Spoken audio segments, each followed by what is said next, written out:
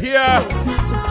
It is a day that the Lord has made. And therefore, all that we have to do is to be glad and rejoice in this day.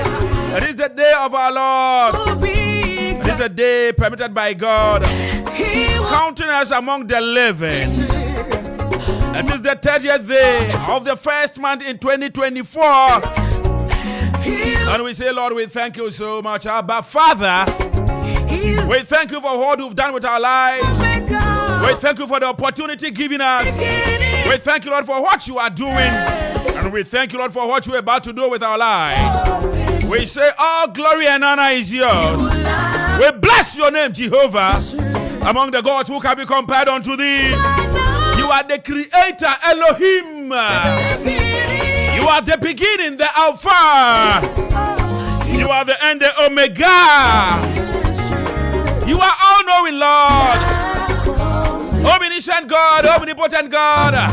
Ever faithful, ever strong, ever sure is your word. We bless your name today. And we say, Lord, even so thy kingdom come. And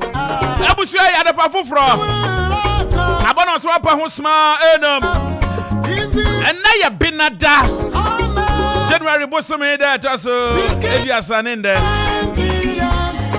Says I watch Nanya me Adoma. And January Bosome called the way. When you mean heavy. Memfa Konya way so fast that I say man na odai papa bi. Na odai papa bi. For holding the fort for me whilst I was away. I catch an answer, and now I mean, Radima Quatintia, what Dinsika? No, Radima Bema, Mumu Bema, Mumu Bema. Other way, DJ Donzi, God bless you. Ziggy B, God bless you. Tano Korea, God bless you. Kebi, God bless you. And to you, the Nanama Tranconia. Manu kwa yimi kada yabra wuntu bi na ne topo na na matra komye chiamu nyina na mi bomi mu ase si ade yo Kwesi Akuffo na me ko ha mi ntuma de ni die fata ne se de ma mami abuo mami afu abuo ana pe mi chia baba time pa Baba, and a very mammy, Chias no concoma. Another matter, come in now. I teach on the bench. Mamutia and Fio Craig. Mamutia and Fio Brie. Mamu Washeria say, Abusmas latte. Mamu to tune him and free. Edukrum, Ewukuga. Ebriu na nana matra konya ana pay mi chechi amunyina ana pay mami fa konya wesu nchi aban adwuma yefo ba no difo starting from the MCE Akuapem now. He is a lawyer, honorable lawyer. He is a webi Meshach Ashedulabe. Anabe, good morning. Hope you are doing great. And to you, DK, Honorable Daniel Kenetado. Good morning. I'm in charge of the district director, or the directors, of director of health, director of education, director who coordinates affairs at the district level, and the municipality as well. A post for penny for immigration for fire service for fire for that Mama church who said they do muja domestic fire and then open in it you that one better bush fires yes fire my for church and we are live on Facebook and so call Facebook or they are Okoman Radio 97.1 Any Kaakyire Kwesi Appea Apreku we be nyameti as your otafregya. Ana be me abuafo ni na no day papa bi ni abuafo ni ya krado ya baba som bada pe yesu me na sha wo kran ansa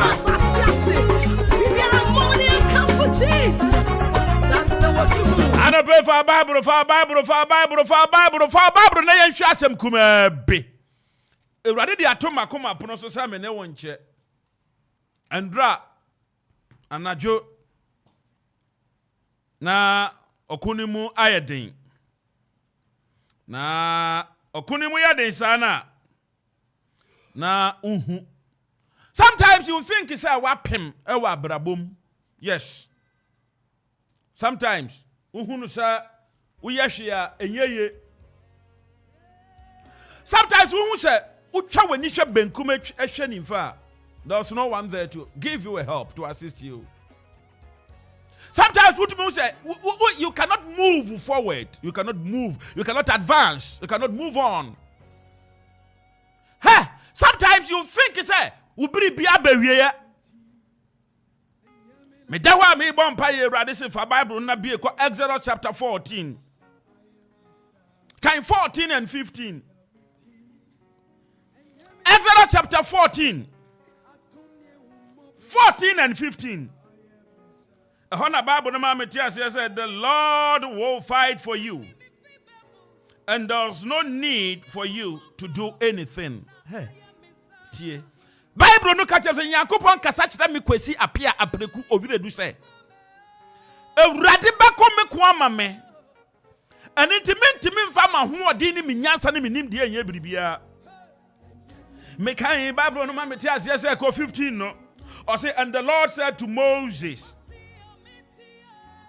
why are you crying out for help? Adentina Moses usu. Adentina Moses u change adwo. Adentina Moses u wina ho no wani das wasa. Adentina Moses u hu ni awonye.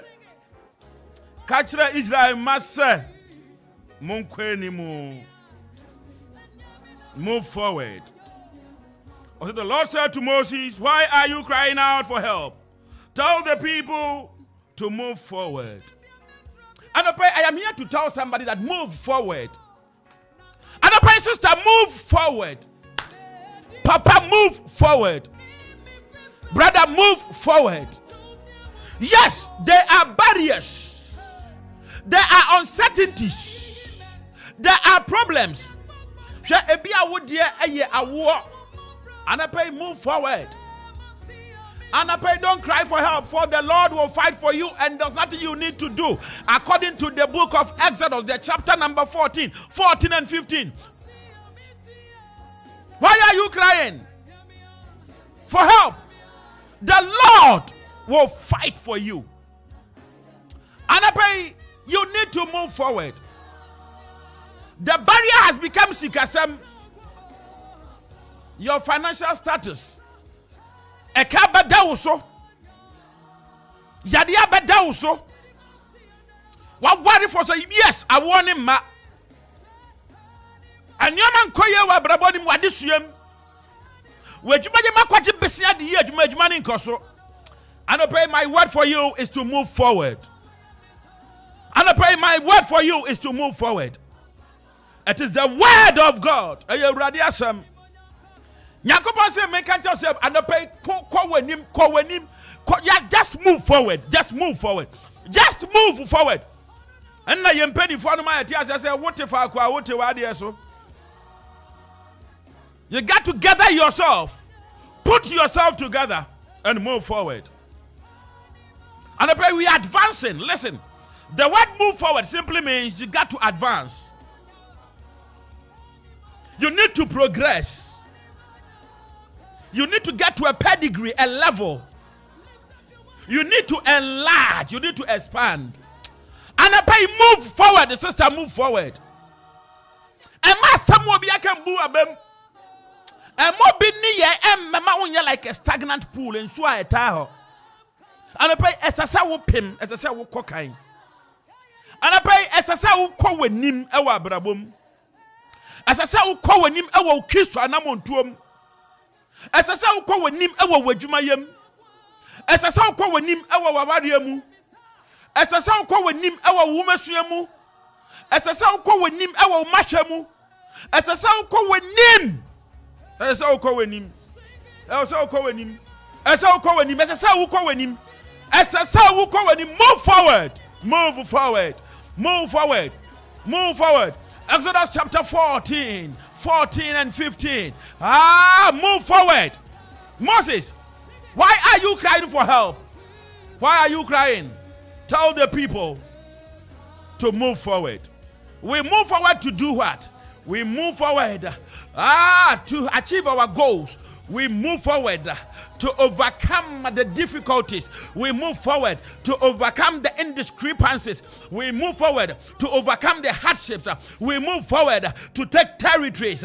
We move forward for the betterment of our lives. We move forward. And how do we move forward? We move forward by faith. Yadi Gideon yadi tuanamo. A young Akuffo. But I pray me shout Christ I won't pay me.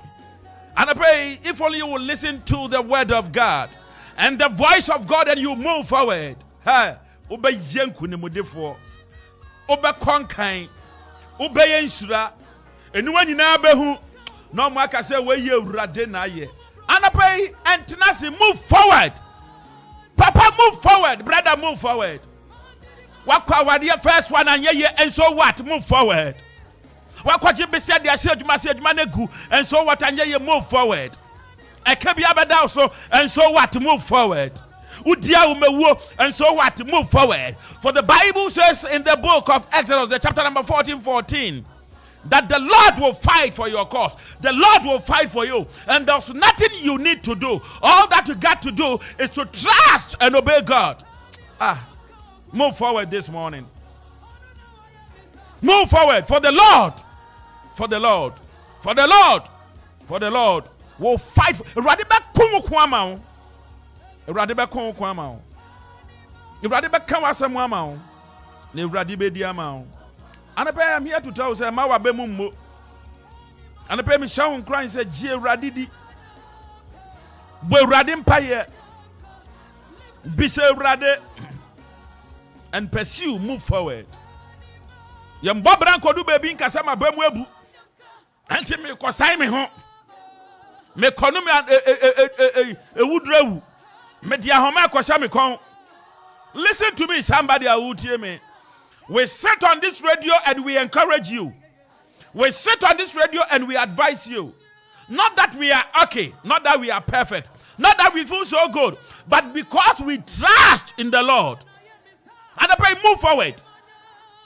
For the fight is not your fight. According to the word of God, Exodus chapter 14. I said the Lord will fight for you. And you need to do nothing else. Nothing you have to do. The 15 said that Moses, why are you crying? What was that? There was a barrier. Assassin in a good way. Assassin in that way. A nipa na was way. A yakona yekodie. Apukoko bi na da yenimi ye bayede na ye twapu yakọ atamfo yi na ebe. How do we go? The Lord said move forward. And no matter what you see, emenumbu abem uhu apukoko anti oyemu ahyew wakometu uhu mpatekuo uhu sebodi jata. Oh, no, in the part in gramu biwo wenim. And I pray move forward. And I pray move forward. The Lord says move forward. Sister, move forward. Papa, move forward. Brother, move forward. Move forward. For the fight is not your fight. According to the word of God. He said, I will fight for you. The Lord will fight for you. And when the Lord fights for you, He will deliver you from the snare of the fowler. Or better way from Fidisum for the Fidium. And I pray move forward. And I pray move forward. Sister, move forward. Papa, move forward. Brother, move forward. Mama, move forward. Yam Pimin Cocaine. Nankunum dear. A free radinche. And I pray Yamidi Jawni. And Mawa Bemumbo. And Mawa Kumentu. A such an befa. A whom no betu. Or brass or tre. Or Yadian beba.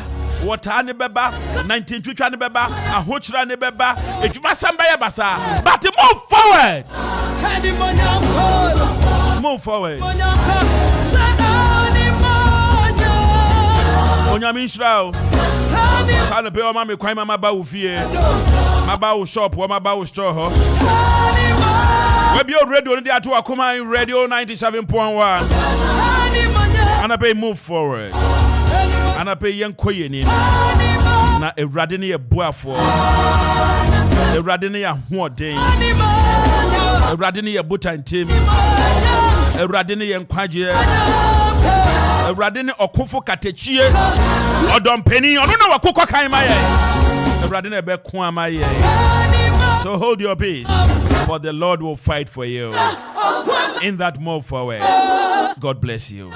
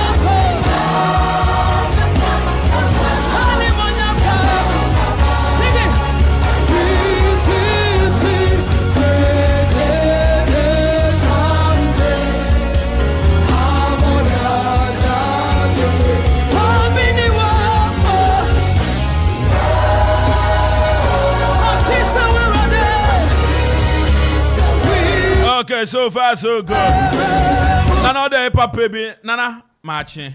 Yeah, na pomu to say. Yehowa de me boni ache me no asam yare. The oba dia say. The oba dia say.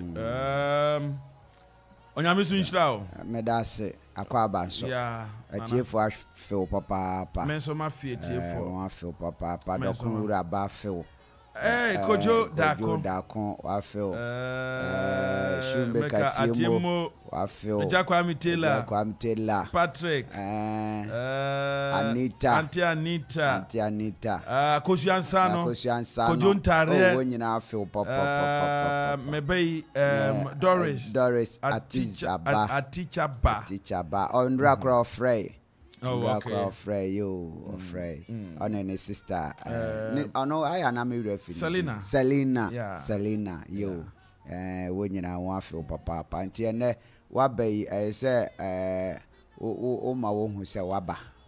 Nana, maba, a bad year, maba, Abrofu akache bi almost stress wom na nya bete obre wom we na na ma ya be mumbu etoda ya na eye say apemba we draw our energies from God. Yes. Ye gi ahodin fie brother. Christ o shey nana anya bete Dabida nana anya bete o Dabi say asase na nkasa ye wo so no ene osoro ahin ne kura so si ye ko na brane so nti bibia anya bete wa asase so esi wani mu awudi kure to metram na wani aye ko so na esi wani mu awudi everybody dance now easy akabi ati say Keche nyamia dom ahodin wo ho ye wo nkwam first 11 ya select yen ai ye bo bi gidi ya dum yes se select o ka first 11 ne ho a enye bad now so na ya mo fa nsuo si park ne nchen enye se enye fine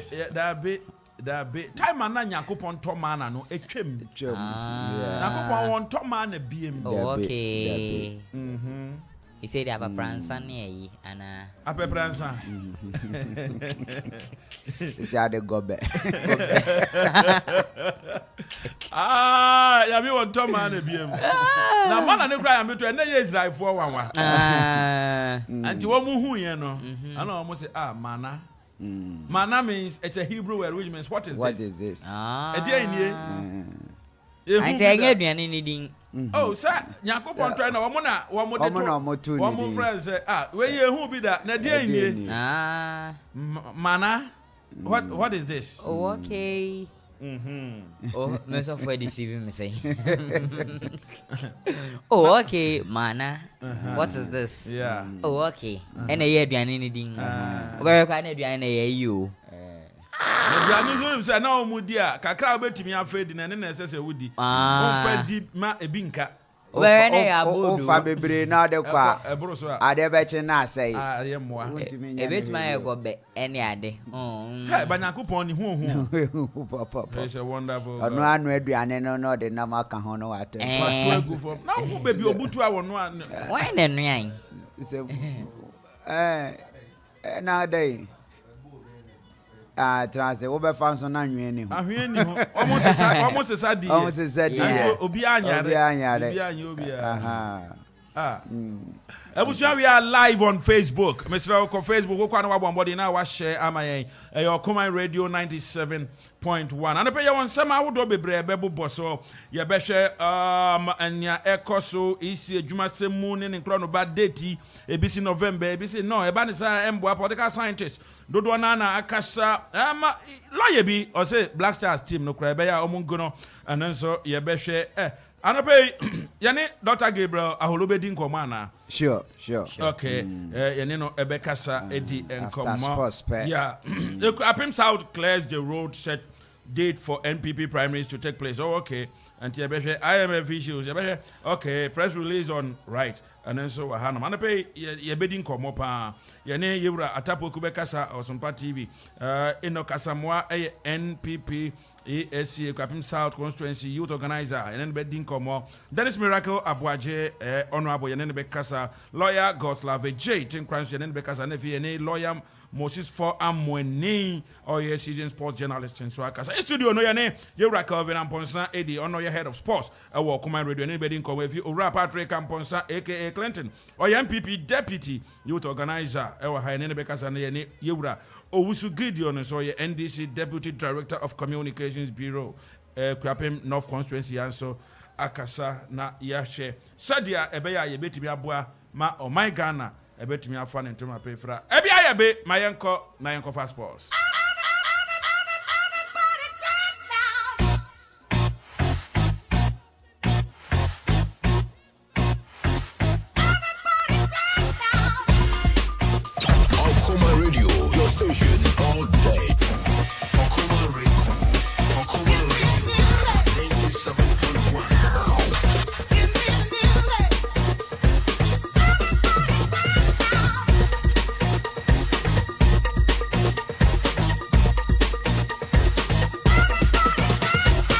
Okay, so far so good. There be a bisa no pay some dear akotuna good team no. Yeah, de ebrem one pay me for akwenya wesuncha nana ofori ato bongo or say good morning senior. I pray you are doing well. My regards to the entire team. We miss you pa senior. This is Honorable Bongo from Ebrew. Honorable Bongo. I hope say one so where so you see nipa ho adwene ba wo team na we hu na want nka. No kwasem pa na bibia. Oh, Bongo and Roba. Oh, I see. In fact, and dra na jo anaye anope ya me sorry me nimta ma me bomb ne ho adwene ba me team. Tell me yes my friend. I'm shocked. I say Mati Bongo nkan na anope. Bongo, we thank you. I am good. Yeah. Anope. KB. Anope. And that is how we boom boom be answer mum. Ochina Tuesday once ochina your program. Ochina Wednesday. Your program ho. Into na boom na shift abene. And that be boom boom. I shift abene any Friday. Now what the pictures and photos ni be yeah. Your videos. Mako miensa. Ziggy die na ji ho. Na me ka Ziggy ase don zinka ho. Your videos mako miensa for ebehwe. Esan say bands and basketball no omo release a promo video and outlets ni bit some t-shirts and hoodies ni ade nso no ade omo media about say tiefo hu omo ye interested no much me so akwoye pictures na fe bibia nso aye kama e man nso new recruitments ni ade nso abem into no mo so my video enso e dey amomo into bands and basketball no I be heavy. Second match and a match in Ebebaso. Second match way. Season 4. Yes. On some summer page, Mama Akropong e say an audio man is saying the Devilman's workshop. and ye Juma no apama Akropong, but a Juma be a Juma. Sir, Chrono cry, Juma. Hey, say about Chrono easy. Juma, you need say skills. Juma. Yes, you need skills. You need intelligence. You need focus. And because soon to be Kwani Yacho. But I never saying. Near Wednesday. Okobokrono every year. Oh, say 99 days for the thief, 1 day for the master. Until when the master cut you about you chow second. Oh, that be maybe do 98 I may jai. Who do 98 I may jai? Okay, why they do 98 now we jai? Why? Obehuni abeto. Amanfo na ye twitwa mo adwo mu ku omo no. Amanfo na yabubo mutuo eku omo no. Amanfo na da no anhwe. Anyway, I had to pay fire. Alright, it was your first time Mobi Bia Aqua the ball. Okoman 97.1. Nayatina say there. Nasanya de Bia Unim no Okoman a morning sports no Yatinasia. You be you gave Gume breaking it down, attaching it down. And so I Okoman has say na Bia. And so I come Midin at the Cape Brown. Na Metinasi saying so they are now him say all the latest from both local and Amanonino. And you could share Gun Krataswa. Yere Hon Semnon so every burn up Bia. And so I come over Jumedian Sunyan Semerno and Negidi Patu Panafino. Ya sorry, so now so I come a young copium La Liga and Drano. Much as I would on it me to dra. T. Hetafe, Etnefiachi Granada upon 2-0. Or no so no way to Matimada Braca. Yet some common so Emma at Tiafona Bibia. And so I come Italian Serie Animo, Salaritana. And so it's near Emma A.S. Roma, Cobone, come you know. Or no so no way to Matimada Braca. Yet some common so Emma Asian Capunim say, a idea eguso air cost Iraq and Romatinefie, Emma Jordan, Cobone, Capor Pormian San, or to meet Timum Yunupe, I had some common, and so Emma Carter, and so Eche Palestina born a communua, or no sono to meet Timu Bakwa, had some commonina, and so Emma Etie for a Bibian, so I come a Yembe Pimo,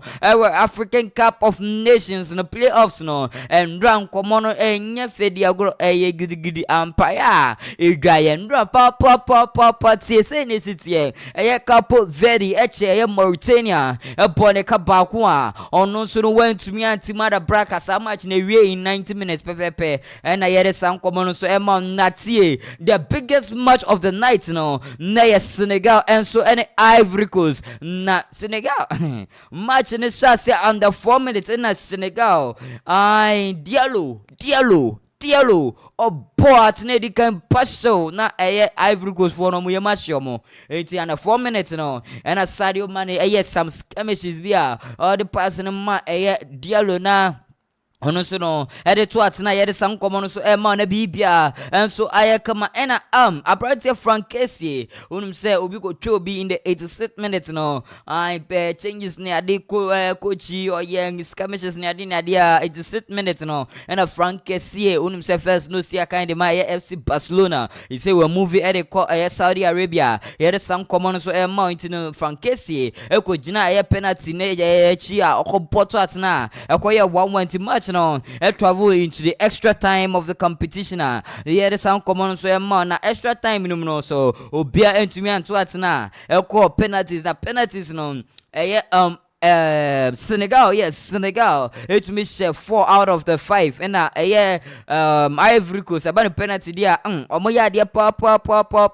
Omu to me picky win na. Here is some common so mighty no. O share qualifies na dia na say. See no there Ivory Coast no. Where to me a qualifier here is some common na. And so met here for na bibia so ayakama. And so Jumedi no so to me say Simu and sign for more game no. Next round of the competition say in the city quarter finals no Nigeria ebesha Angola Capo Verde say no on all train the opponents at the free you gotta say yes at the free Morocco and South Africa match na because so no na fi no hu nipa on so no and in the Ivory Coast and so train the opponents at the free Burkina Faso and so any Mali match nim na fi no on so hu ni opponent on any ebesha DR Congo and so qualify on Guinea and quarter finals no on bet me the time so here some common so might for na bibia so aye kama enso dwumede no so no yenko na fixtures no matches in Senate City yenko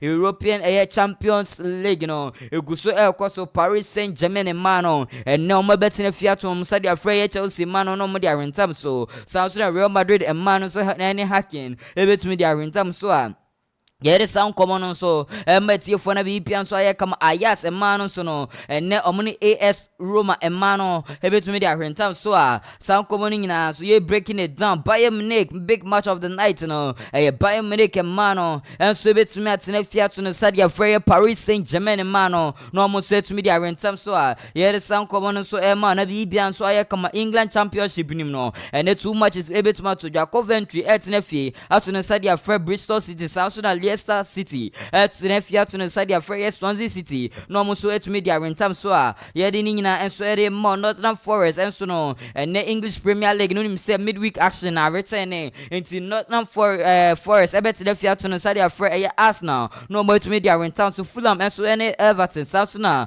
Luton Town enso ne Brighton ebetumi dia rentam so Crystal Palace enso ne Sheffield United enso ebetumi dia kekeni yedi sound common so Aston Villa enso ne Newcastle United and so 8:15 no amutu betumi dia rentam so yede san komuni nyina and so yede ma yenkopiem Asian Cup no say netite Uzbekistan no ono so etnefie after the study of Thailand no mo so don etumi dia rentam so Saudi Arabia and so South Korea and so betumi dia rentam so nafi no bibia and so ye kama yenkopiem African Cup of Nations na ne Mali and so etnefie after the Saudi Arabia Burkina Faso no more to me their return so 5 o'clock live commentary able to me their bro na bibia so I come Morocco and so etnefi after the study of South Africa no more so to me their return so yeah the sound common in and so the ma Jumedian so no na fen bibia and so I come and so the ma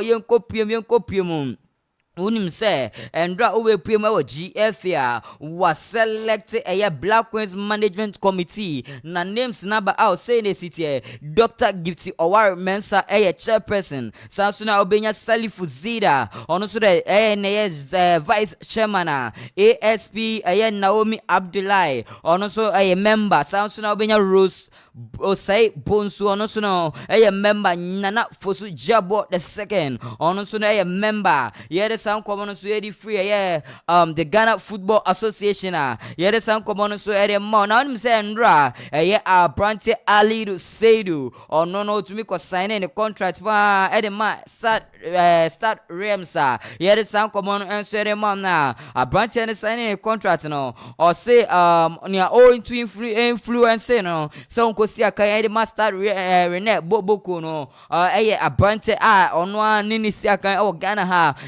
Kamal Din Sulemana on it me influencing say on kwa start Rams no ko sia kan and so enfa mama the sound common so ere man na say start Rams start Rene and no mo technical director no or den komawodo na about say Abrante Ali the say no he is the best defensive midfielder or no we hu no in his entire life obesia bewo Ghana Mr. Ghana is Ghana sing Obawo France Football Federation him no it's the technical director no or say Ali do say there he is the best player in his position or the sound common so to me the might here for the sound common so every month now me say and Richard Ofori and the Instagram page apologize to all Ghanaians say oh Ghana for Monfan Chairman as I say man shada semen say ko kan ball no e bra ball no na elko no into Monfan Chairman next time be a messenger baby no yes na yes I wouldn't say Richard Ofori no only say or aspire say messenger papa into Ghana for mamun to my dream cry say Richard Ofori no idea obesen about back abesia kan area ma the Black Stars of Ghana yere sound common so na bi bia so aye kama na bi bia so aye final say Argentina officially no si say no o ma jatum so mo ne Ghana ebetumi esia kan enti friendlies nim no Ghana and Argentina ebesia kan in March 2024 na bi bia and so aye kama Nigeria and so ebetumi the rentam so 18th na fe no ne Ivory Coast in seed na bibia enso aye kama na bibia so aye fighting no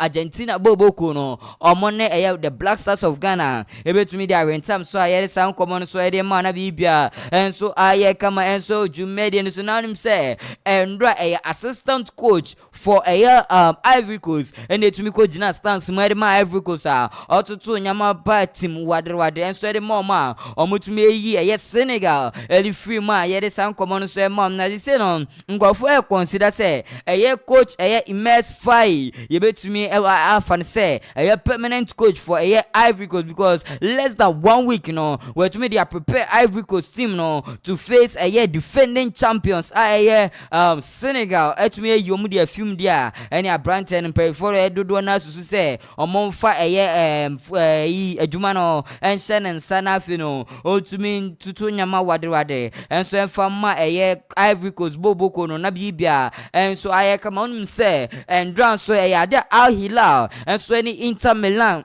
Inter Miami made a rentam so some common so made a man so kama at the end of the 90 minutes na Al Hilal my goes no por me son Messi in a mantino me timu ba kwa some common and so Luis Suarez and Drano o making a debut and so ma Inter Miami Boboko no to me she go and so no ning nature and to me Uncle Siaga some common and so met here for na bibia and so kama and so Jumedi and Senyanko nanim say and Komaudo na neba Morocco coach no wakasa or say Mamunsro esan say no to win the African Cup of Nations we are taking it match after match and I say nyadia or non or pre no kra or say match bia na be say African Cup no betumi age anasi on to me njia bre enen krabia and so ene be chere no ne koma coach for Morocco no ono so no etumi to dwa ye san komo no and so emetie for na bi pia so ayekama and so Jumedi and so yenko PM Europe na fe no yen share some transfer news na bibia and so ayekama na bibia so aye final him say Western Boboko no mo try say mo be sign a branded Diego Jota and so dey free Al Ittihad na bibia so ayekama and so ade ama Boboko na hon koma no so no ade ampenfo etumi dia ye dey san common so ere ma make wa mo say branded Karim Benzema no nya dia ne nkomo etumi free transfer market nim ampenfo agusi de omani edi mo chi pa enye easy ye dey san common nyina and so ere ma na bibia so ayekama inti Marco Asensio no ade Paris Saint-Germain o matumi guarantee ni say nya de obetumi afi Boboko no this season no inti no apparently no oda onna now him say Manchester United etumi release club statement for Marcus Rashford inti no Marcus Rashford no ni say last year say ko club kakra ko ye nyama kekele no yes o ma release statement e dia ma apparently na in common so etumi e dia but Marcus has taken responsibility for his actions. This topic has been dealt with as internal disciplinary matter, which is now closed after today's discussion. Now I say to me discuss it again internally. Interbontin so funyina no mon kama no ntu na munye kumna ripia enso anye kama. Eti weni ensenga kra yetumi gada both local ni amono nyina enso ede ma etefu yenti sifie na fe no.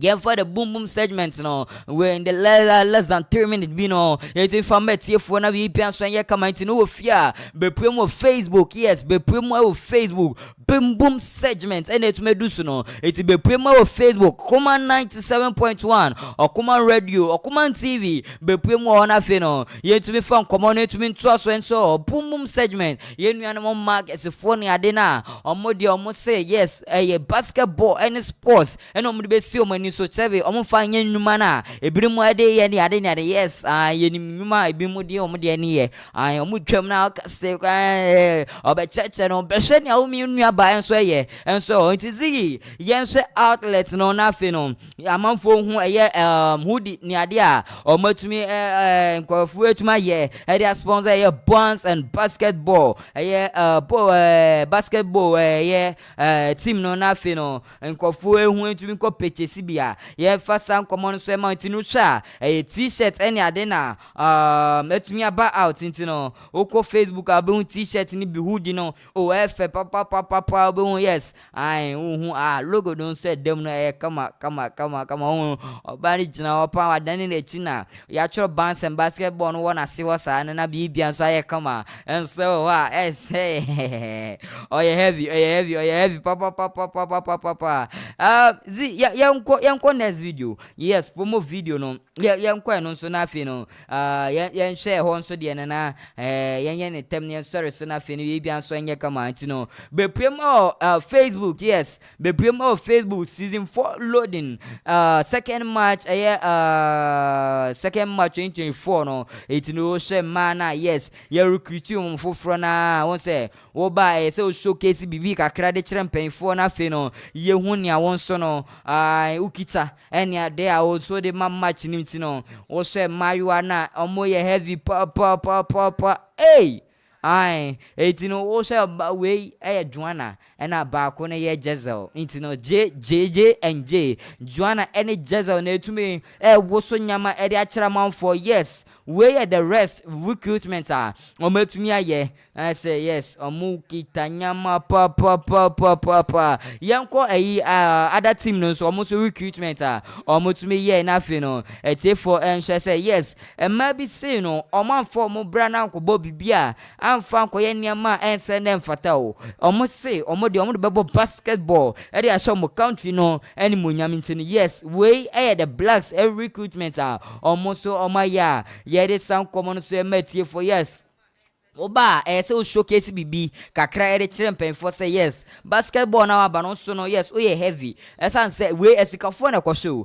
Amanfo ko cheska no makotena se no masen ahye inti no omo sha it's a lot of money to say obi say me ne don say no yentumi because Dallas ni enkita bi wo best spread it pa into the yes showcase kakra it me echo so and so no yes now omo ye heavy pa hey ha yeah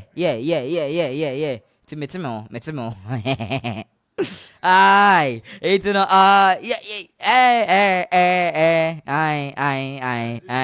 ai Ziggy the way we jump no Ziggy it's no yes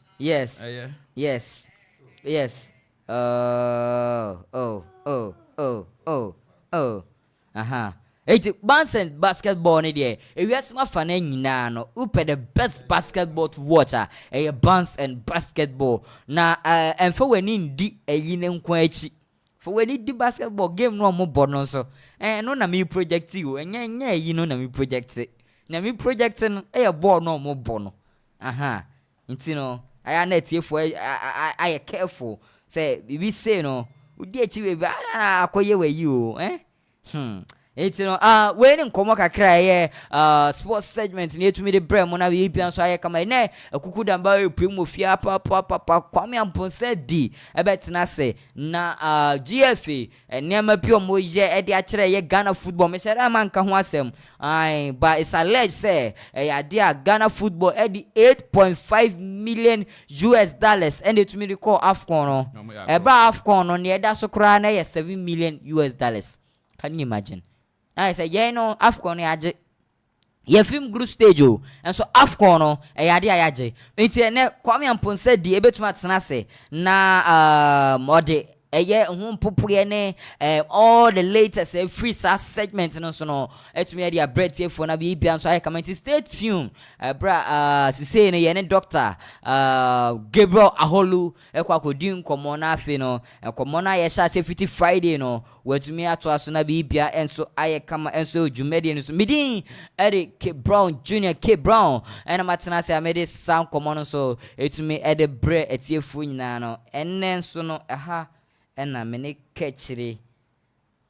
kechire ene na no dey papa bi ene DJ Donzi ebesi no dey yen si ha na wa ko he me di musia na afi no won kekele kene we chire no so betuma ye na afi ni dwumadi no so etuma to aso I see yeah why are there me da say na me nshira amen na me nsesa wo Nyame sisan. Okay. Nyame kan wa kuma. Amen. Na nyame ma bibia enkoso kama. Amen. Amen. Amen. Amen. Anyway, yeah, that's it. Say why ni sadi amaye. Yeah. Also Black Stars sports ministry na GFA na almost say one more expanded 8.5. Sports ministry, 8.5. Yes. It's alleged. Okay. But he say, a member out and be the bank. Some information here. So almost $8.5 million US. In every rumor, there's an iota of truth. Yes. Onem baby. Sir, odasani esusu baby ewo ho. No pe no kware no wo mu no onya hu ya. Odi atroto so. Through atrono. Obeba out. No abeka na ewo. Yeah. Nti na sa de yetumi ko fa na squad na ka ye. But then is so na ebekasa. Okay. Then is one say omo kọ no. Omo anfa budget anko. What you say? Ye betina ha esopo omo pa omo achi saa no ministry say na ye the bag na ekọ ye kodi aba ye ba e ba kire ahe a ya kodi. Omo yade. Yes. So they went to chop the money and they are telling us $8.5 million US. And I'm recall Afcona price money crano $7 million per. So that is it. It's a big issue because we can't sit say yen taxpayers money no or be able to me I am a true cancer na chire no the VAT about to electricity so say yen send to your tax. It's not fair. Oh yes. Okwa. It's not fair to the ordinary Ghanaians. Sir, to your tax what then so? Okwa. On electricity. Electricity no, sir, it says it's your mark here since sign. Oh. But Okota, I ask how fast it runs. Very true. First, me top 5 Ghana cities. It made me 5 days and 2 hours. What you mean here? Sorry, corner. What you mean here? Sorry, corner. Koye production e bratem. What you mean here? 5 days and 2 hours. Men check koye production e bra. Oh. Abranti so then how are you, sir? Anyway, yako yasin aba. And some back miensa wo but before that no o de meba and na ye won komo pa ye bedi nkomo ye bedom wesuko na yetimi adidi nkomo nkomo back miensa de obon krata hodo ni so atwetwe ni ti ensemo ewom no ye beka bi e de ama yetiefo but say de ya boboso no ye bedi nkomo pa ye bedi nkomo hey yani yewra Dr. Gabriel Aholobe din komo. Yeah, say ebe no kra swan sa say sabeka na mon frère doctor na yen hwe ewia budget hu sensem ye beka safa ho Akuapem South so almost is here quite dem say omo a set date kra for at the same primaries no to take place. IMF issues brebe mu ebe boso kakra na fe yewra lawyer ono so opese e dissolve Black Stars na demonstration bi ebe koso e won kan ni commerce na ene ono so be kasa ya ene lawyer Goslav AJ Tenkran ebedin komo na efe ya boewre mu ni yewra Dennis Miracle Aboaje so akasa Atapoku e Wasompa TV ene ne bedin komo na efe abedwafo atenase na yahwe anope yanko Dr. Gabi aholi ewo ahamane so na yene doc enkasa doc good morning. Good morning minia doc nampo muti sen boko say wan kasa so ya do ba dia se anope doc ye be say wo kire yen na boa yen kakra ene ne awo ma yetiefo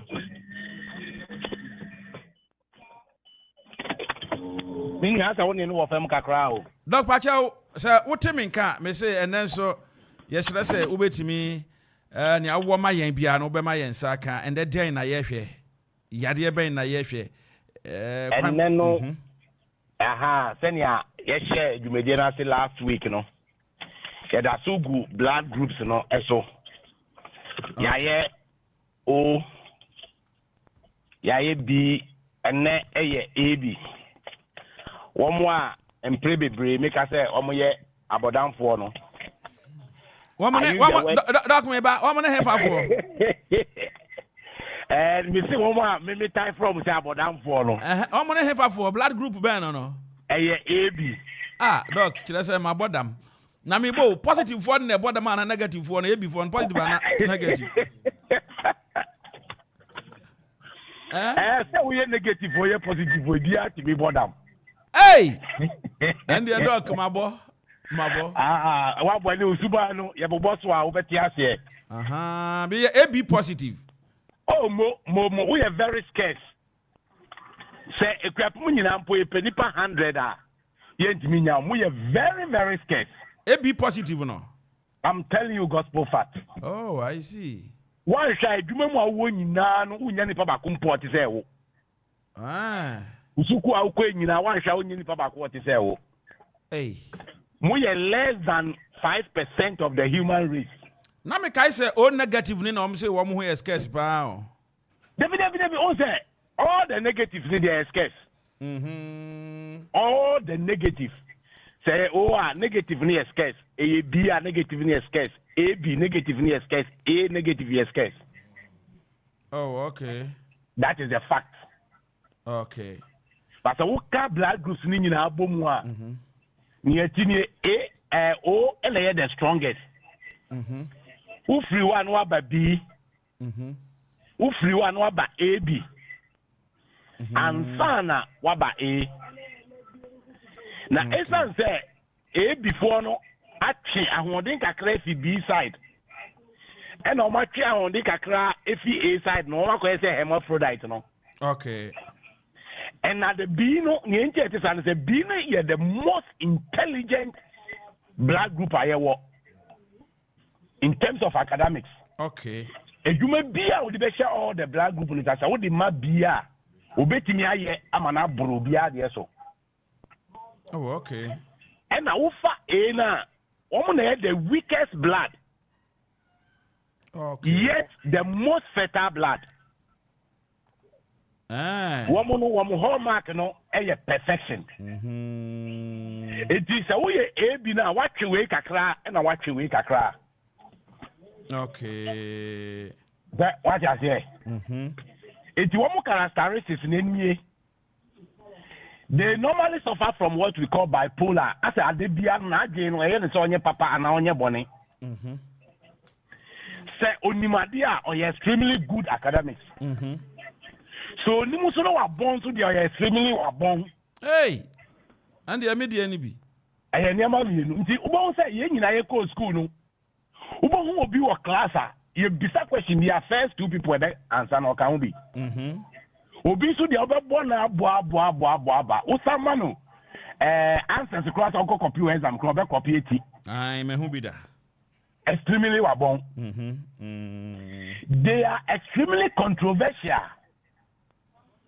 Adie bi e be kan ade so onya at that time na be yes say ono wo sre ono be sre fe no problem o say ono wo hwehwem nso a ono be hwehwem para say na nya kwaku na no payment ne sre David kwaku betumi atesa by afternoon or by evening. Okay. They are normally not consistent. Okay. It is say bi your ba na woni need eti na say enura wo ba no to apple bread no. And an energy and obiebie nyama and obiebie nyama ni sumawa. The next day no santo apple command thinking say my favorite abaka just say be and then anko pepike. Before na some na okay. Before some na meeting.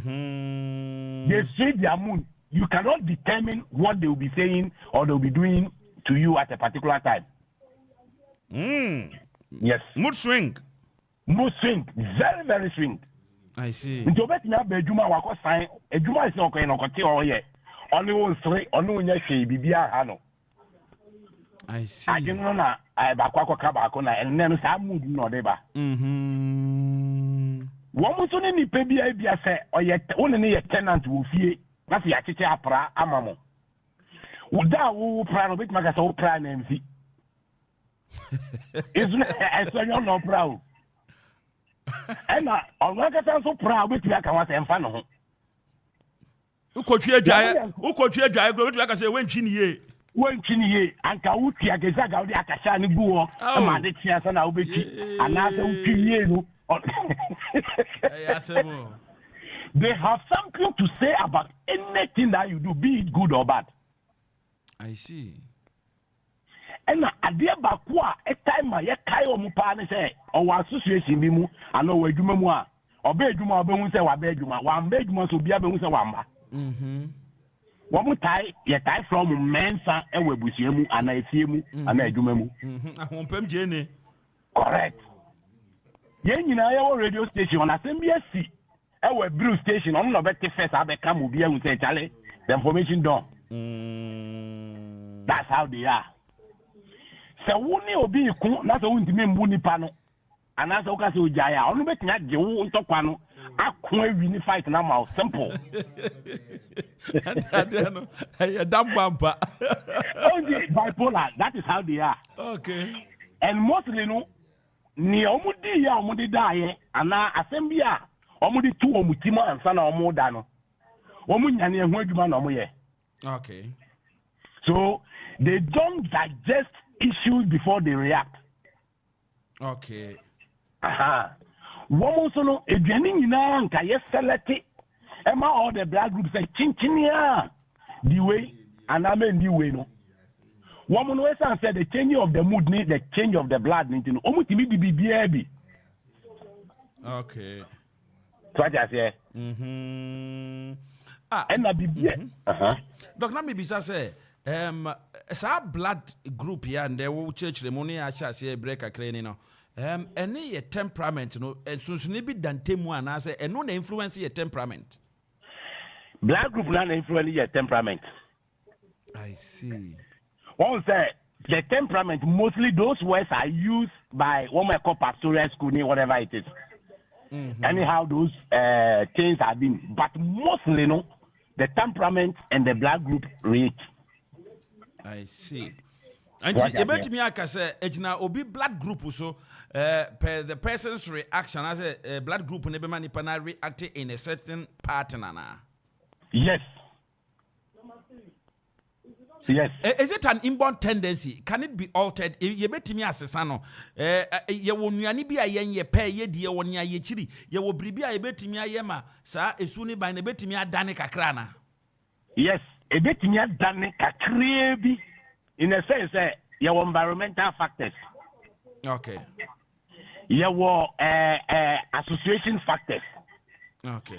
And there was some food to be a woody. It may come on yama down. So what I say, my more typical example, I am pen focus say what I reclaim up to a level be no come who are Opo. Who said this so about Muntobepo? You get it? Yes. You know, yen say black group A before hey and a hey. Now so we waba edwuma mu a wo nyina ye black group O a woman kasange dominorian of leadership. They are talkative, they are most powerful no. Wo metini aka A bi na hye because A bi ni wo nyina abekwa ebedu bebe hu so ntimi ndi obi aso. So what I say. And A bi no so echo fra if one kwa we are very calm, we're very cool, I won't pay we now. Obey ya bedu baby no no abejai. I see. Assuming say station am was say me a manager and I'm employing Akropong. And yet they are mefa O for me say 4. Number for B for 2. Number for A B 1. Number for A me say 6. Okay. You get it? So that you will get say do baby now another radio station say omune mu kwa ebi kwako ye djuma no tiopo aba obetuma ko kan tokwa na bo ni ahonde odebe ko na o ni B4 na ko san tokwa no E4 no so ba o munja na nya hwe mo de o mafa kra mo de mo fa nko ni ade You see how the whole thing is? I see. Last one is omutimi shedwumadie bebre ase but omumfa wie. We no ekutia na opese obo me ana. Mbacho minni ejuma wa chance ahun fewi.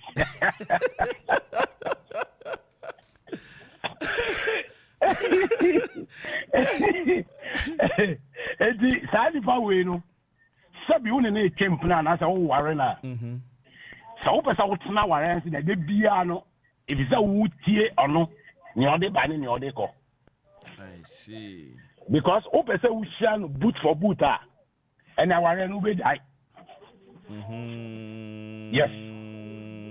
Ono obet market maybe fufu wo buy no di fufu say na me be fast stable na me kuta 2/3 bi ase me no mu taste na sesa fufu no me nyandi sankwan ma me di gare na bedi.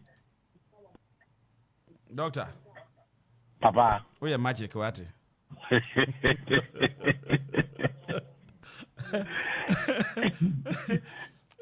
Not I to be a Dianisi vie. Me pia be kokro ma na aduane kura ndomi kon. E se bi aduane foforo. Exactly. I see. Exactly. It is our black group near Hunya Meminia. See a Sian here near going to it.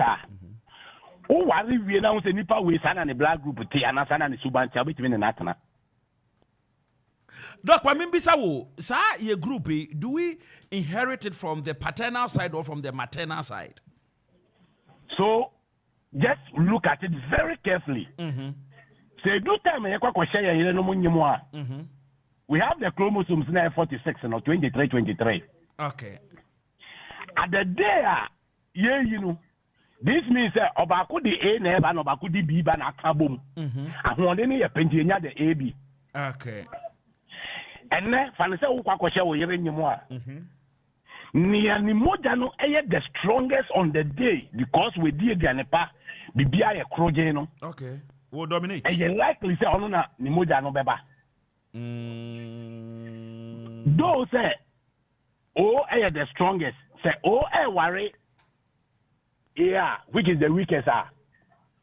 Most of the children will be O. But the bedu baby no. Be betinya bem because the A4 A B betinya ba A B betinya ba. I see. Because men are easily to intoxicate their blood more than that of the women. Okay. Women mostly have less acidic because of certain membranes and no way. And work healthily. A man is more of taking of sugary food. Yeah. It's the before no, you're entirely restricted too much. Say, men, dear bro, men, di buy, men, di but you don't eat a particular one over a period of time. Udi wake a cran wejai, Udi wake a cran wejai, Udi wake a cran wejai. And no name, I would immediately be an but now blood not that time like us and no. 4 o'clock na Bodanka Fufuna made in Menendi. Banchena 1 year no, Sound Quine Gusma Marines are. You get it? You always have to listen to your instincts, you listen to your taste, you listen to whatever is telling you, then you work accordingly. Dr. Gabby, my young shy idea we that's supposed to mean say when we are about to get married, say breast say waria yanya research be ana yanhwehwe mu hunu say meme ye AB me kwari nipa be ya na beboa me kwari we ya na be ana sesen the best. The best. Do you know why? No. Say, I am the strongest. We are leaders. We are vocal. We are fearless. We are bold. So, kwako warrior. And so far, the lowest one or the weakest one, which is the blood group A. And koye kama sembia ubekebia say papo enye papo nanka wajiatu nanka moko. Na ukofa ebina da ububefu sa ufusa ye bema onu so ni buefu no mo be crash.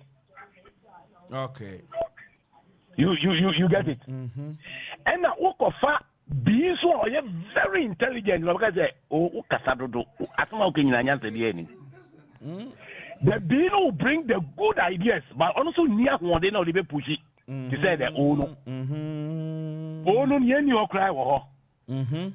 Obesha wo say the whole Ghana dey be no na mo pipelines nyina mo But all the president I know you the Chobia character. So all them Kroma the Sikan Egypt. Osisasika kogu Fatima Kroma. So what I hear. And all our leaders Sanya Mano and they move on. Because also CFO Bia Eduma Waya Wagana Abu said the traces. Akropong was old and he is old, but only a friend gentle giant. Or taking some serious decisions there. Ghanaians never realize it because of a calm. Lawrence there no directly the old character no charismatic man. Okay. I know the Akuffo do afano. Who go one go or no by I'm fan Mama dear no Timiko. Onyo bi man buga na wa require kakra. No wa san ko information na ansa na wa babak. Ono so o ahun. Ono so ye o. Mostly no o for na the leaders because on so we know when we know enfano obeko enfano you be o wa ni am ni wo ka say who did not tell man pay e we adwum just like a joke I should hu bi the whole day no ni mood back off. Okay. Oh, you mean back that because the whole day station be pon. But if you do the same thing to black group O obeko aba nso abedidi watem ni bi say Ubosa shot e nye fe kra wa che abeduma meanwhile hu ubosa shot e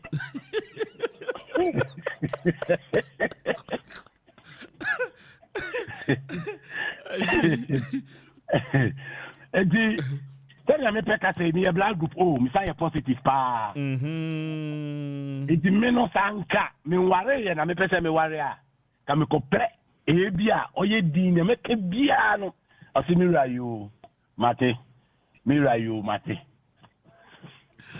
Doctor, wait, hey, and now what's actually me say more? Ebino does not digest issues before reacting. No. And Ebino started bibia as a bayer or godun fin kwem ho baby now atuna dream now we jai. Sure. And Ebino mood swing and now say and there were no sre adia beche no na wasesa and the next few seconds next few minutes na ni mood dinasesa. Exactly. Doc, ya wo nuane bi wo hono mo a esese sa blood groups nyina no eye better more because yete sa Amanfo can say oh obi madam fo ba kon doc otesa mnyam ye de me abom be ye 8 but o say yes red meat eye ma no anti say ye pia wo no de enam no kura sa say nuane bi wono mo a eye ma a type of groups bi ana ya started signing money nyina ye fa ne say black group O and black group B. They are carnivores, they are animals. Red meat in a mediane. Because their blood group is acidic. So what I say? A group, you know. A group O and a group B. One moja nampa na yema wom. It is a wadafo no also say dan kra no yesi onwi moja nama na A B and moja no ebe either O or B. But if you only say after the age of 40, sebe to me, mojanambia oberi no. If you say once or twice in the week. Okay. Now, my ladder of this mojanami. Okay. Saufan and Chinama Ponchi Udani we are a group A of mojanam. Over to a group B of mojanam bushmeat, a crantier or chain is a kiss anyway. No, those are more mojano, I was down Kakra saying, it's here the Akasiano. Okay. And they are very, very athletic. As a mutum become a lot of activities. Then the last one, the white meat, which is birds, the chicken, the turkey, the guinea fowl, and the chicken. Okay. It A before no, the best for them is the middle one. And that is the Akrantier, the Ochin, the Kissier, and all those ones. Doc, me bo. Maybe me whole example because that is what I like most. Yeah. And is it because me group driving me to that and I say exactly your group drive you to that. I see. Okay, Doc, and now why any say am I me say ye jama wako na futuo kakra bi ho no mu a wo de boaye asa ya pagya ye mu na ochina ya toa so a ubisa question bi this question na ye be ye futuo. Okay. All black group no serious eye mayen eye millet sorghum any local rice. Okay, local na make I say carry appetition versus so can be sir. Oh, there is a local gin there and then not everybody ever can watch them. And so we have Gabi when one for me and console him. Now what did the grandjay? Me where you know. Mate. You know, serious no. Na ye neutral ma ye nyina empire embre no. I repeat again, millet. Okay. Sorghum and a local rice. Okay. I use the name local rice because local rice no and a fiber na e wo ho no e wo soro pa e in the foreign one. Okay. Then over fruit the neutral one to all the black group near watermelon and apple. Okay. Then potatoes so potatoes and so Then say who sorry you are not sure of your black group, you are not sure of what to eat. Papa we be an in so share and in you. Okay. So who sorry now no see around 4:30. Around 6. By 8 o'clock, your body will tell you exactly the food your system needs. Oh, okay. So don't rush and say, I'm sorry. See what it's going to be. You just go and take the watch it. You see, cocoa ni, kose ni, katia, tea bread, inkanshim, ubiye dibi, intinoso kwaku dibi. If you are not sure of what to eat in a particular day, if you are the only black group which is near you and you know, just take water up to around 8:39 or 10. Your body will really tell you what you yearn for, and you can eat and eat it well. Okay, Doc, imagine so am make kebi bra. Me nim ebi obi kra wo outside. Or per question be ebisa. O sha me an pe doctor ma me hu. In fact, what chere ma me hu. All that I know is me ebi positive. Na me nim but okeka nyo me bia me like ebi before ye no ma gi atum preko pese. And on the drive ma me yes ah. An pe me nim but ubetimi afre on 055-166-7755. Me pick by 3 more callers per course a bemwa 055-166-7755 055-166-7755 and 0270-1971 0270-1971. Doc Jina so mame na yending komosi sia. Yes, hello, good morning. Hello, good morning, Baba. Eba chone ti say Bacho he woko. Yeah, udini bia free. Bacho me friend akote me friend si late. Ya frau say. The friend me koku akote. Are. Edi wo papa na de to wa na o ma na de din to. Hey, papa na de to me. And the papa akote mu kote ana eja akote. Oh, David, e din ya de to me. Sa. E din. Nana yedi wala te. Oh, edin anya latem ko. Edin. Yo bron bi kura e friend akote bronti. E wala te. Akote bron. Hey. Akote edin. Edin ti say dia wo ayi wo bron ho. Akora. Na say we wo enim nyansa akote abuni we nya say o. Say kote abo etwenim nyansa. Hwai mobo. Say ni nyina wo kurodi. Ba akote no ye nipadin ayeto. Okay. Me pa cha o akote o late.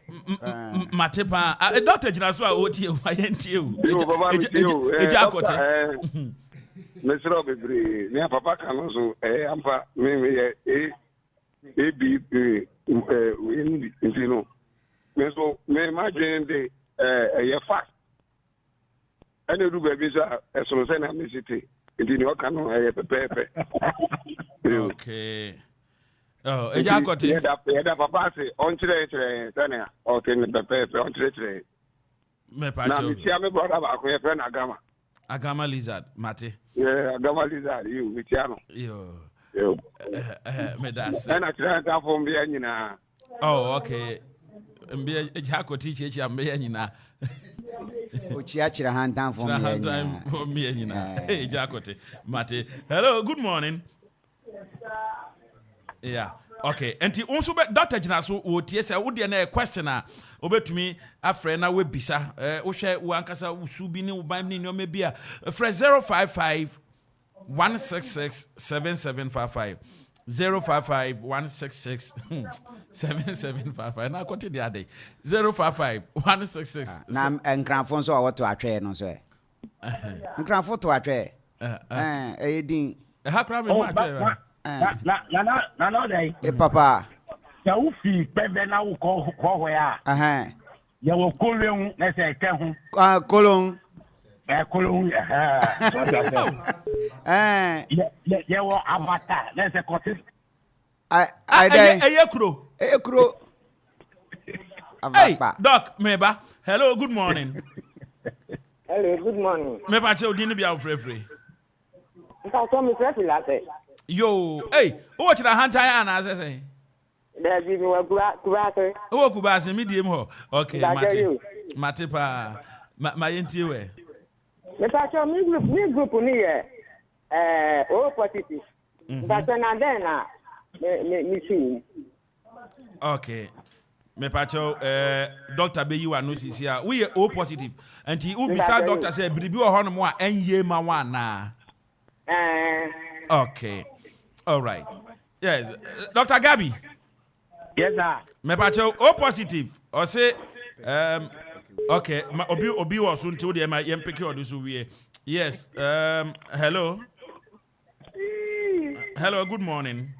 Morning. Me pa cho udin e ka me slam ka se fitra antan hey eja kwati si ochiechia mu nyina ye de won si o ye ochiechia mu nyina yo sela ma yentie we me blood group ye O positive. Okay.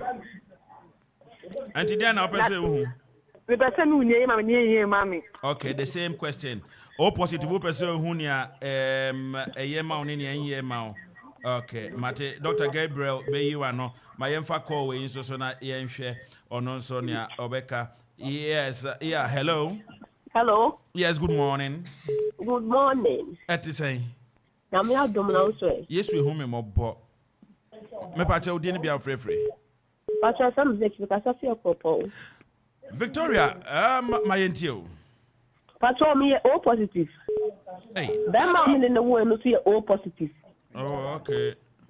And so be wo ho na. Oh, okay. Okay. Yen tia sama se kura. Mum pa so be ye de papa. Okay. Hey, Vic. Yo. Dr. Beyi anu ama. Why? Me da say. Doc inti nipa miensa na afre. Mienu si wa mu ye O positive. Hey, let's pick this caller and let's see. Okay. Yes, hello, good morning. Good morning. Udini bia frefre. FM Mefia Kasasi Trantai. Mefia. Aye. Oh, okay. Chirantai to say. Nyame adumu na muswe. Radie hu ya mobo eja kotisi ochiechi amu nyina. Jeneso. Yo, anapa ma yentio. Musume de ni e O positive. Hey. Nyema bi ye mame ni nyenye mame.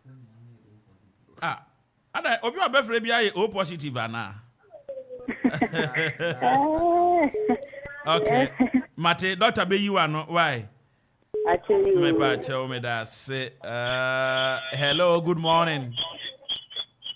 Good morning, Ketri. Oh, Henana. Na oba bi ho te saying. Mpacho bi a hu. Yeah, do oba des. Oh, radiatum, yeah, hu ye. Ma yentie o. Na me kire etiefo ne se esa na I trim sankwachi. Dr. Kasa sa asuti Monday. Yes, I know what I'm trying to Friday or Kasa. It is one na was so negative. We sang despite one. So, you know, me and Queen anymore. Okay. Mate. Oh, Nana. Me that's it. Okay. But when we say Ebiana and then so na obi etie what shall I say? And then obi a team net to her otie ntia obebi sala. Okay. All right. Doc. Yeah, gra. O positive for me no. Omo aware awo. Omo dampa so. O positive for na efre bisa say ede na ebeboa ye ede na mboa ye na ebeye ma ye ne ye ma ye. Say wonum nyina dodo na no. Some more bisa no. Yo, say Obekaya, yesterday and Negumedino. Like I said, before no, we are very, very, very scarce. Very few. You are less than 5% of the human race. Okay. And now, for no, between 70 to 70% of the human race. Okay. Then the A4 no, you are about 16. Oh, okay. And a B4 no, we are in between that, depending how we do the survey. Okay. It's my man in your one was say, you need to do a baby beside the 80. Ubi Crampo knew that your blood would be a 80. Okay. And I see a check here amount, I say, Nippon or check here amount, and you're very professional. A better thing so be your AB because the reagent in the year, Jumano, air clot here. It will start clotting A, it will start clotting the B, and then getting the AB, no, even to know it's positive or negative, no. And easy. If you only pay me more, AB, but AB I catch on some B and I'm A. Oh, okay. Because professionally, you know, they were not able to get the reagent very well to give them the good result. Okay. Into the man in your one. Ochina say nyame boani ewie black group A na. I think so on Wednesday, on Thursday or Friday, no. You better questions throughout for all the black groups. Then you better from the word go, no. You better questions do na ya answer. But the bema if you name if it's a black group, or be negative or positive, no. One more avoid it. Akra with you. Akra mit you pa. It the become a bro ediane and yeah my black group O for. A bro ediane and yeah my blood group O. Be it O positive and O negative. O negative, yes. Okay. Bro dear entire yeah my bro dear plantain. Plantain, very good. Cabbage. Cabbage, yeah, and one would di indomie, one would you go momudi. But I am my black group O for. Group O for Muntio. Milk and a milky. Milk. Meriche. Coconut and pork. Meaning answer near my black group O for. Coconut and pork. You coconut and a pork also yet. Hey. Sa niamana yes and my blood group no. Your woman is yes I would be woo. Nemo slow down your digestion. Oh, okay. Who are you be near Samo? Now you're running court now better than a crown qua. It is because and you would be here this I ran by no. Yes, sir. We are Nayama with you. You are still repeating that. Okay. That is why doctors will tell you, say, now you sugar, and now you BP, and now you low sexual drive, and now you infertility, you die with it.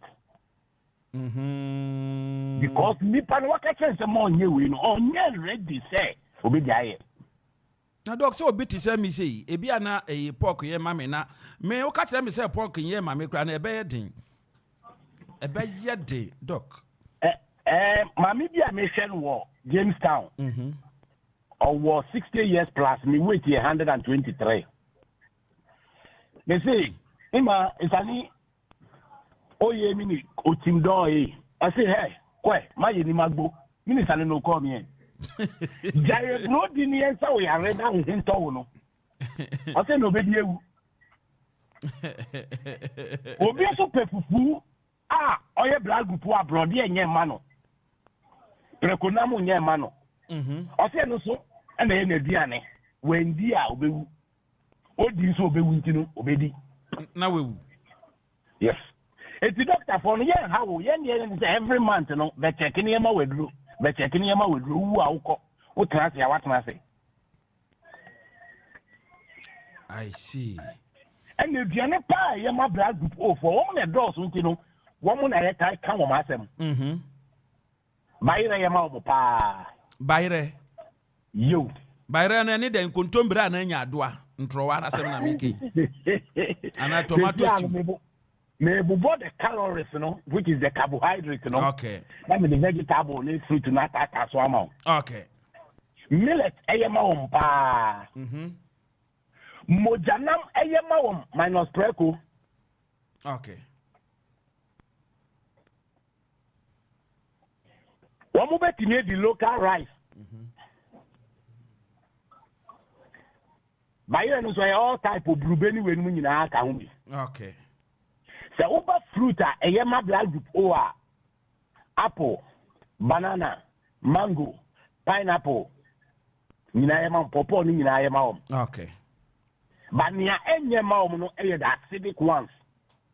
Oranges, tangerine, pear. Coconut also can. So I say. Now, a dear black group for contemporary member, my dream bass here. Obi be contemporary Bayre and a contemporary brother. A dear betino or private about a contemporary, and that's what them. Obi bia. Who be contemporary a dear betchana and Oba private and contemporary that be Simwabano. With a contemporary amount. We have one a science experience and experiment a bit I am away. Oh, okay. If Janibia obey idea betche, I will call private about say Diano. I did that private moon out toilet moon necessary and many amount. I see. What we say nipa be bread the meko, na se mekono, and also kakra. Or mutuba she almost and maybe as an guy. Aye. Nipan he said mekona would be, the particular type of mekona in your mouth.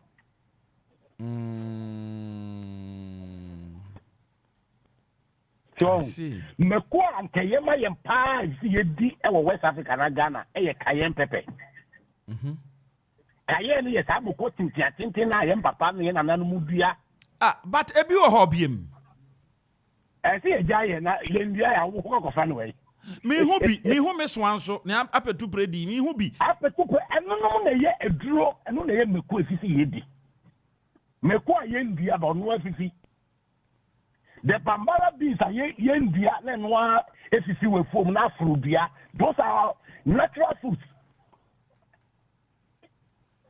why lay a brube for that obi anya bi da fifiri nsuo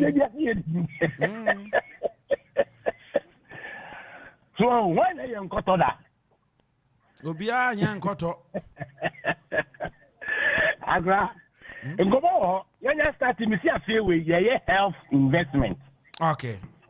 The name management in Subekasa, sooner than later. Okay. The team will be see Accra about radio station or the whole day. Obianda and Yen Apumudi, in some penny for the Eduma. Ebebuapa. A bear crab. Ebebuapa. Wow, ba. You better simple. Yama, say no crazy, we and now you to be young crackers programming coach na ditch next week ya de eba. Who de kakra be 1 week bi ato nsa fra on we Akuapem regi ha nyina. Wa mombra na wo status na eno boa ma utu anamon bi wa brabo ma hu sa yade bi mpo wo widem yade bi hihye ho a. Won na fe doctors aboa ye doctor my advice na ade bi na wo keken ne yesese ye die ne yesese ye die. We don't even know. No. One say like a 4FL program ne pa. Nana order ni mpeni for my akolate chrome. Like chrome half of the IF screen yama. Okay. And nunti and as I young fan why you do the next radio so. All right. If you have for they say you take the chrome by storm. Now you can send ya every year. Right. The last one here. Openo yako ewie. And the incline, open and wide in Kakra. The dry, very high. Okay. This is the time where so we are you. If you use nose mask. Okay. Now you're increasing our intake of water. So that we can dehydrate the system very well. We can digest our system very well. Now, health organization I research say Ghana more than 50% are obese, and now I do asking Senator. All right. Yes, Wamba, Yabesa Asia, Dr. Gabriel Holu, Yarape Yenda was say, Obrenia Daji, Chirimodia, Wamaniaji, and Anape. To me, is my first time of hosting you, and Yabetuaso. Now, what actually Kaakyire Kwesi Appea Apreku, otafregya. Nana you, Maware. Oh, you're a black group then. Nim dear, but me share traits now. Meji dise ebia obunuso I think say oye AB or AB positive because mood swing no eye ejuma rough. Then I'm about to one you so who a black group. On me AB positive. Who fear the pa? You fear the papa. I say MPP Jakwale NDC no. Aye. NDJ kwa. Doc ya dase. Nyami shira pa. Ya dase. Yo, tina nyami ya duma e besa ehia. Ya dase. Ochina black group A, you know, am I ready? Ochina ye group A, blood group A. Okay. Yeah. Mate. Yo. Ebusafo ye tuana morning and Dr. Gabriel Aholu ekotwe nkomo. Na nkomo ekodi ye no nika. Ye mududu na ye nim ye blood group. Ye mududu na ye nim kra se ye di aduane we se ye di we wo kwaware a se wo make sure se bia wo ye se oni we tina obisi o Yakopon boy Adam na okobo yifuma no na de ben masa ama enne awade mu nsam kra kwa bebre obi ne hukeni ne dofo awo unfortunately enkra ni nyina akwa ya yarefo wo ye hu we no chena ye di nkomo wi a ye behwe cycling maybe cycling nso bebem na ye bisa ye ho ensem baako mienu bi na yahwe for it's 36 minutes after 8 ha Okoman Radio live on Facebook Okoman Radio 97.1 anape minim but enkomo honom a yeba na yaba betwetwe ene nkomo no ebe de ye nkomo twetwe na ebe de no pressure $8.5 million and the sports ministry etebri ye edeko AFCON 2023 ya na Akuapem South clear road for an almost 30 date for NPP primaries to take place ya behwe announcer LPMs fe aba sir Black Stars yen dissolve no yan to Black Stars na Black Stars no kwa de omuku yan sika ni o ma ni mo so ra mo say at 8 point is it true no cry or alleged budget of $8.5 million but the question is yan share na yembisa say $8.5 million yewo look at our various stadia ko Accra Sports Stadium na kohwe Kumasi dey say papa kakra kohwe said a host city and do we have that money ayentimi fancy the other stadiums that we have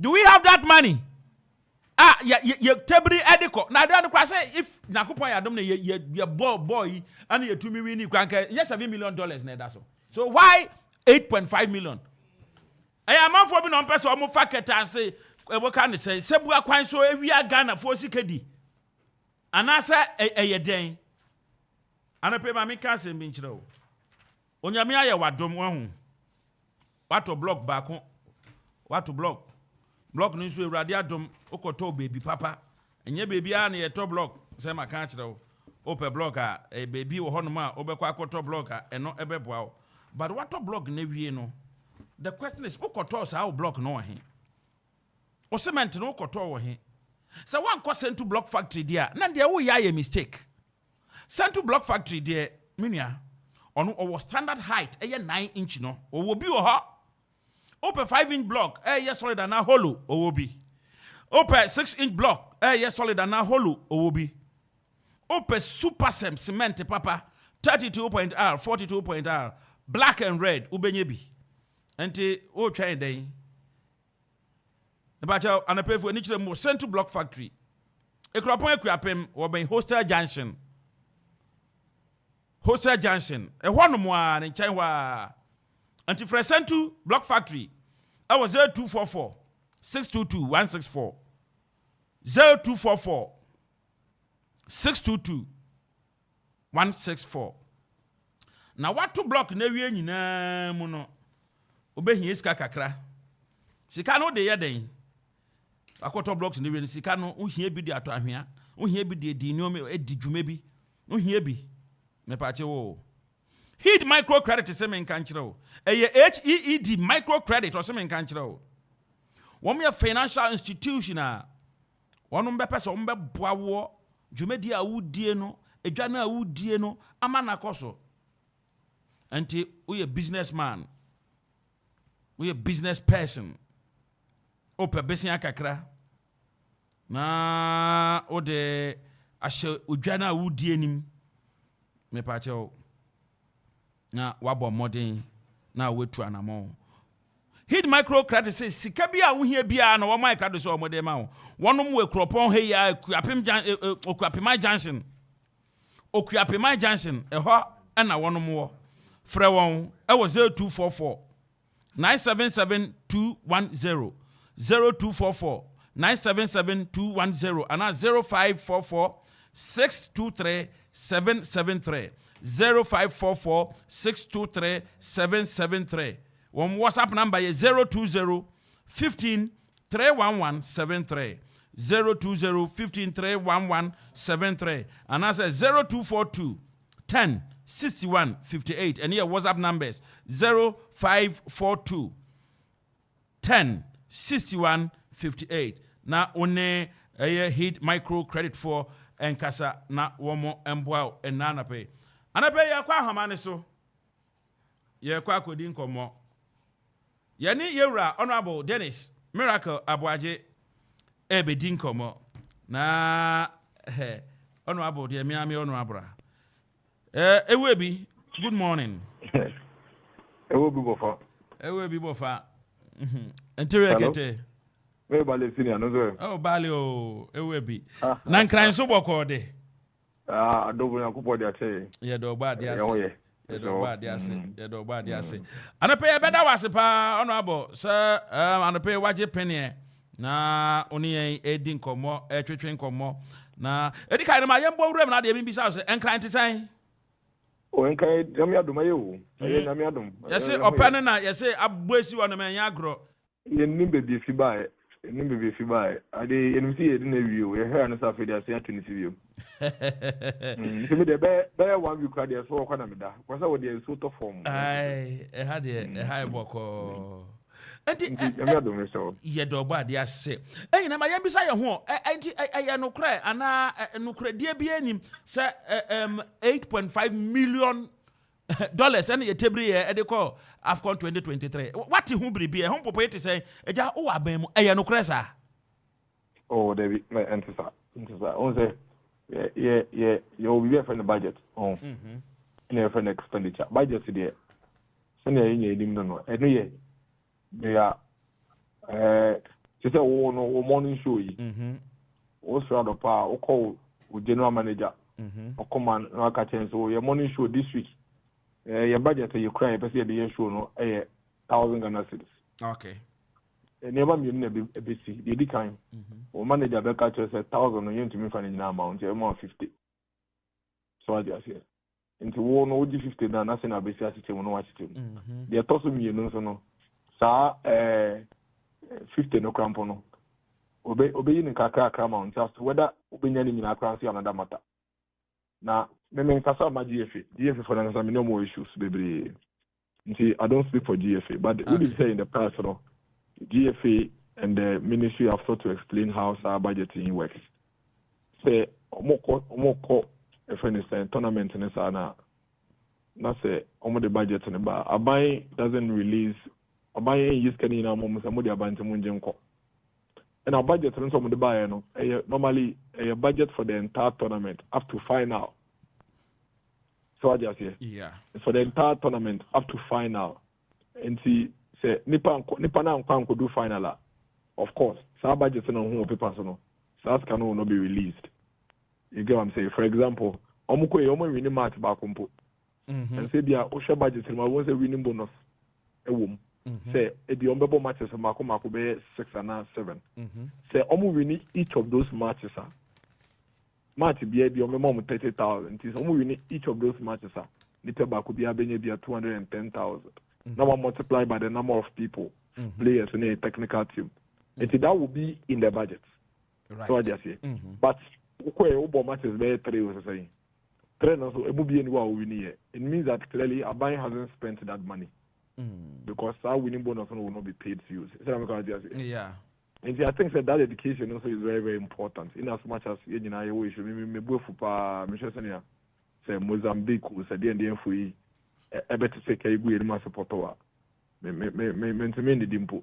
So, but that doesn't mean to say you say misleading public, And yes, indeed, budget DFA the coin was 8.5. But Abayan released $8.5 million among from vehicles. That is not the case. That is not the case. And a budget, it is made up of entire stay from there to the final day, including accommodation to the final day, feeding to the final day, winning bonuses, and all other expenses to the final day. So I just say, yes, we end him some up to 3 or 4 matches group stage.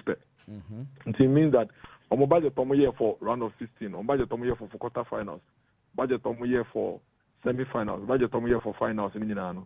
So expenses would not have been incurred. And because they didn't win any matches, there will not be any winning bonus also paid. And see what we all are waiting for, which is important. And they say mobile 3 matches are now 3 matches. So mobile 3 matches. 3 matches now mobile when we need and see for the period now we do what Ivory Coast Scassa saying and I'm gonna spend it. That will actually be the amount of money I'm buying. I'm spending on the Black Stars, but definitely not 8.5 million. Okay. From it makes a wonderful wonderful understanding. Exactly. Yeah. Exactly.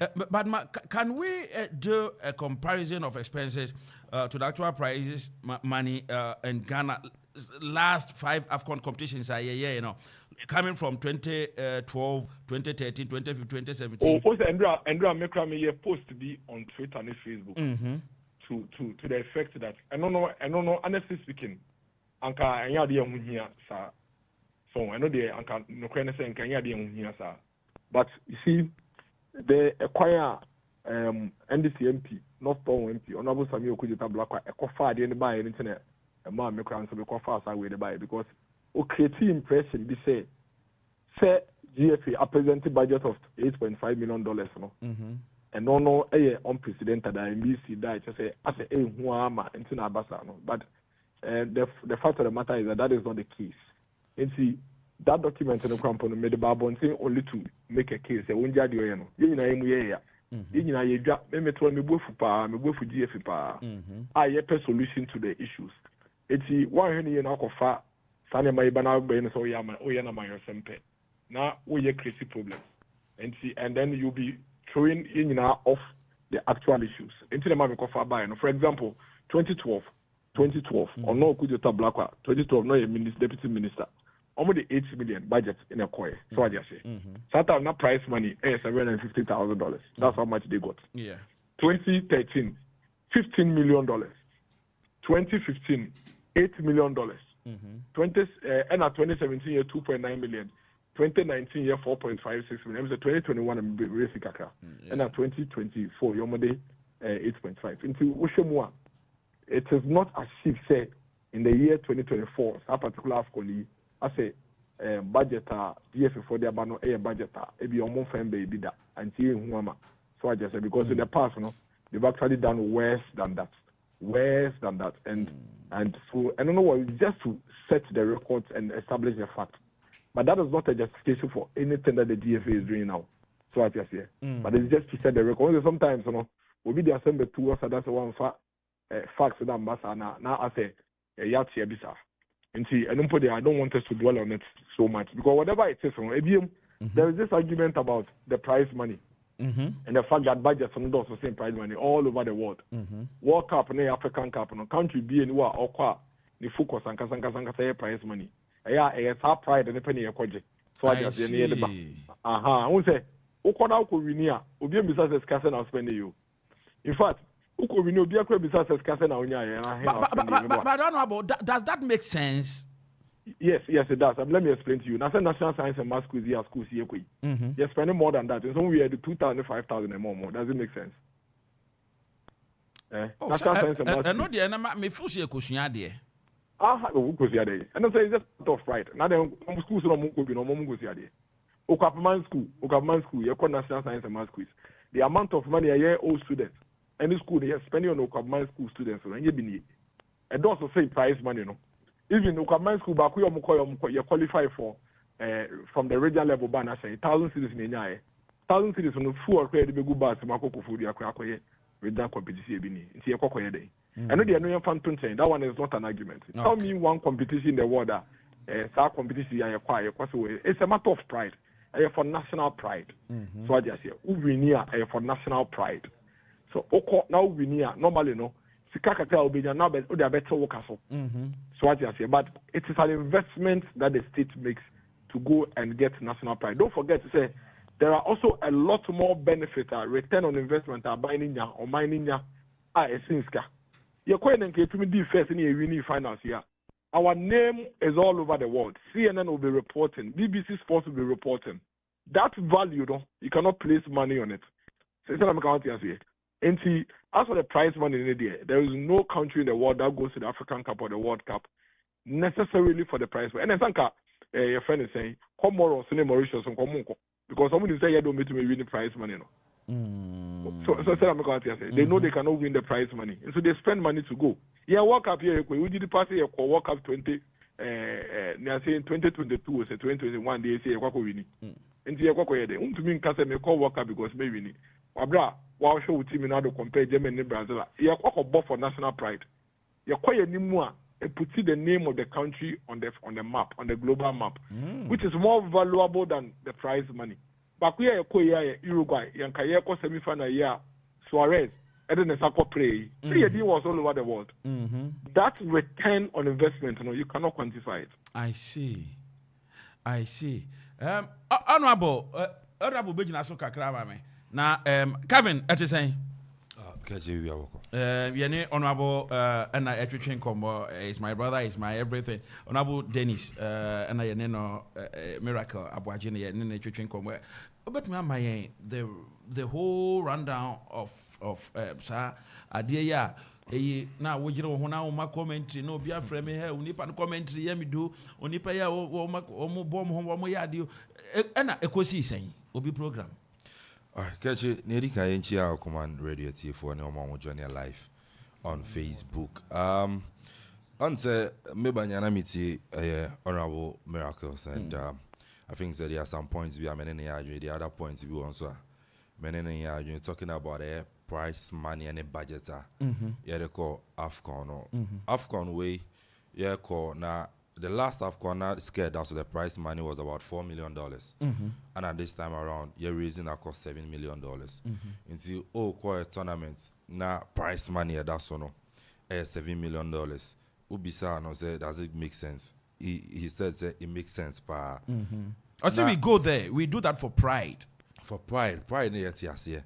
But him say Honorable Mustafa Yusuf be a sports minister, and before going to the World Cup, make a budget of $25 million. You make a budget of $25 million. Say you be World Cup. Now you be abo AFCON qualifiers and also the AFCON itself. $25 million. And my Excellency Becca say on the only 25, I think $10 million. Then the other $15 million. If you need ministry, then na so that $25 million is about. You call World Cup, no? We got money from the World Cup. Qatar the year 2022. You buy, minister. betre ye moved in Kutebuni ade ba ma no po be ka che say the budget na nkasa kwa de call World Cup e bi kai the budget na de call World Cup e bi aka ama yesan call World Cup yesan nya sika de fi mu and after 1 year just after 1 year ye call Afcon na yesan ye budget foforo akoma abansa ma iska from the F you know what in America na say there say anya sika fi World Cup ma say sika ko betim de call tournament we na say bia say can ye use dia ya de foforo ye yeti kuruma ye and mind you every year FIFA emma GF sika say yem fanye ye football aban so ye ne budget a otisika ni bi eco sports ministry say yem fanye ye sports okay it mean say sports ministry no so ye be prepare and I say or this kind of man obi be kwa Black Stars it's why say say ni mo fa bi in yesterday ni ye nya it's eba ne sen ana ye ko tournament na ye de sika ye de ko tournament do also send the prize money and ebu a we ka say anka sika no kura so kura nkam fa no but ye ko ji sika no fi Afcon ne ba ana se sika no kura ye de ko Afcon no po no o tena se din na adwon wan say ye wo kuruma ye ni stadium ye bobo ye ni bebe ye train Black Stars be ko tournament home ko train we na ni stadium and as a pitch a training facility e kwa ko training if say e kwa ko spend $5 million $8 million or just one tournament na mi wa yeti kuruma ni baby e bebo a na sebi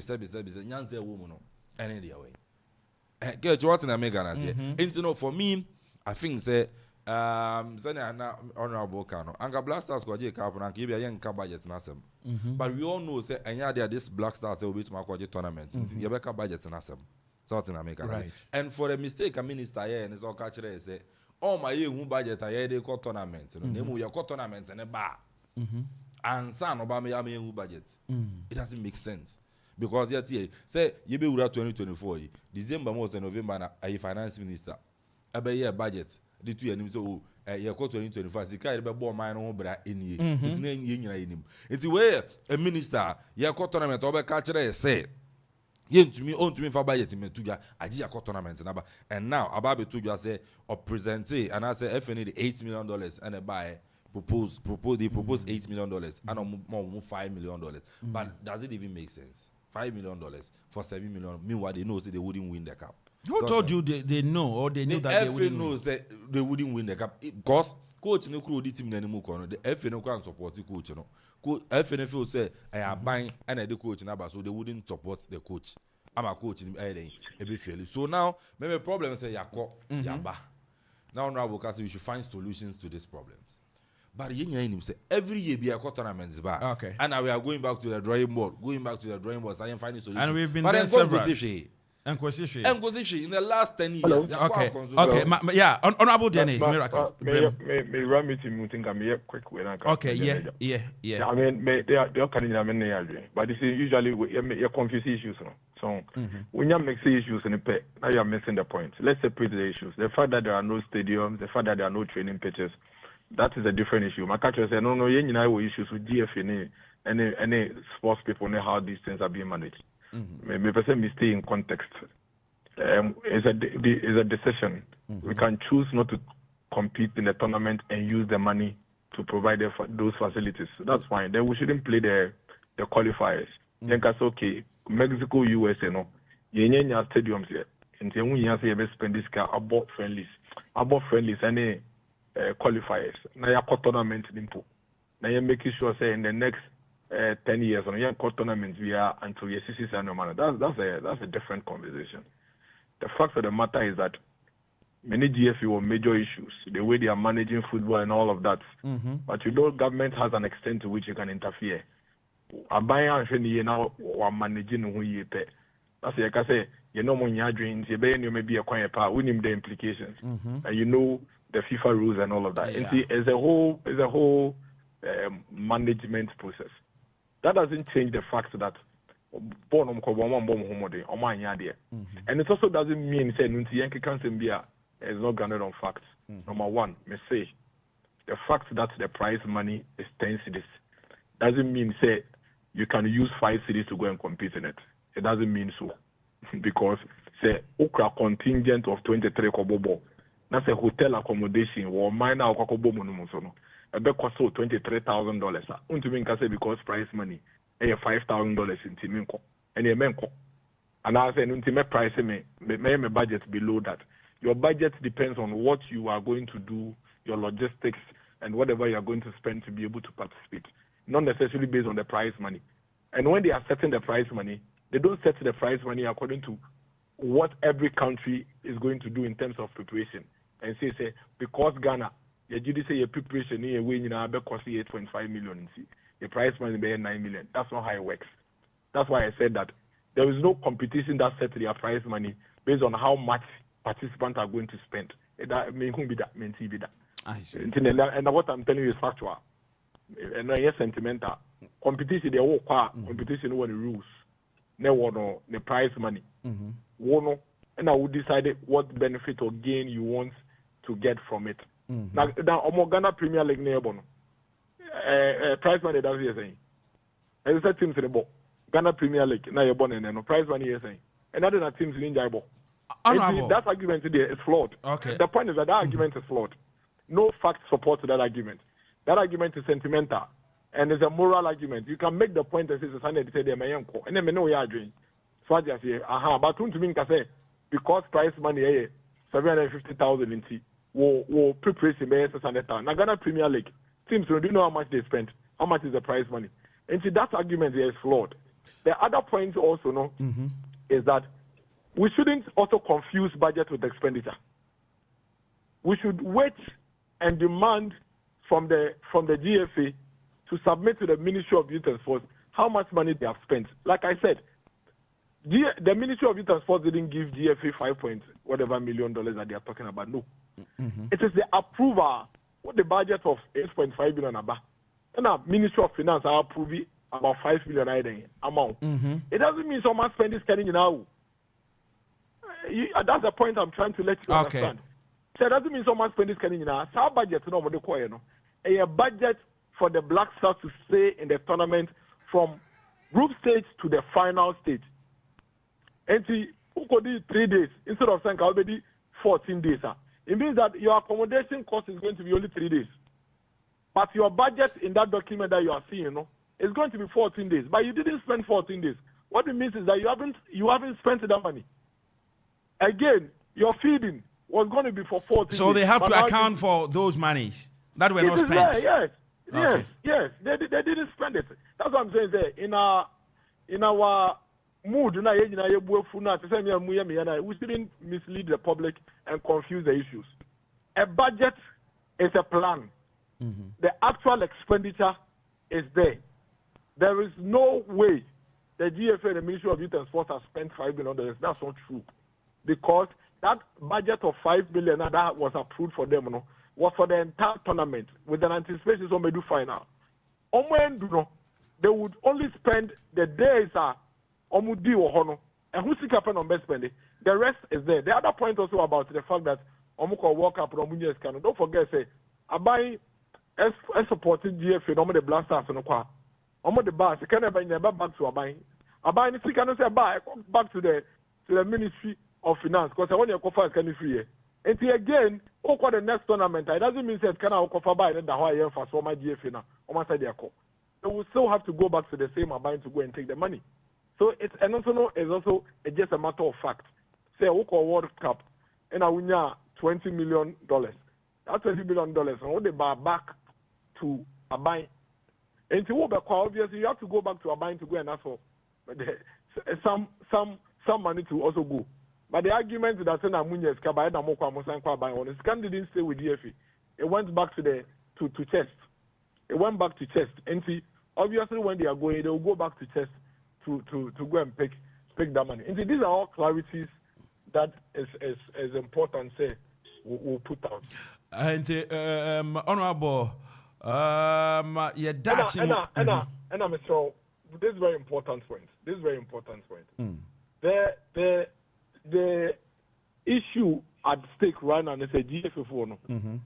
I say you more pressure come so. You put pressure and come so. Now I'm the right thing. Usually they hide behind this whole FIFA rule. Say a buying cannot interfere, a buying cannot do this. And I'm on the tea akuma keke. So I just say we need to work together to mount pressure. We should not politicize this. Things are parking. We should not politicize this. Immediately we politicize this, then we are allowing GFA to get off the hook. So what I say. Then we are allowing them to get off the hook. My sister and the GFA on for Black Stars and Co. I didn't tell them to tournament in the buy, you know. Year report to be year technical assessment to be in fact, after the drug crowd, I'm to say they haven't been issued any statement to apologize to us. But I must say, I must go pay coach for. Coach, so I buy the bit of coach in Hoka. So I just say, Oka Council, hey, you are interfering. I'm not trying to say, honorable day necessary, ye be a day. The way forward. What are we supposed to do? What do we do? What must be done? What do we ought to do? Football complex. Say what in our car very complex.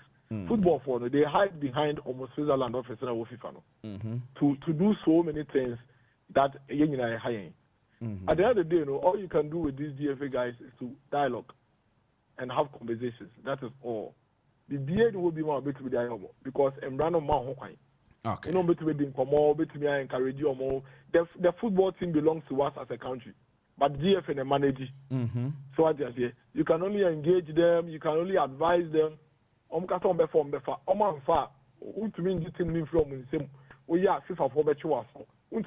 GF president because president. GF secretary. Just say there is little you can do when it comes to that aspect, other than to say, listen, moment I then and I think that's what the ministry is going to be doing with the FA moving forward. But the FA and the way it is set up and how it operates in the end, a lot of public pressure is needed for them to really be able to listen to us.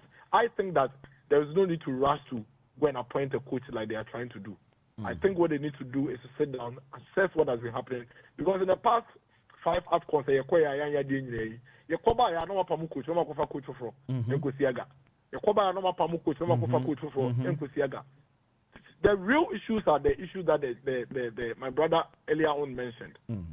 Football no someone you need stadium papa clear bobo also. You need your friend is saying proper football pitches are training at the local level.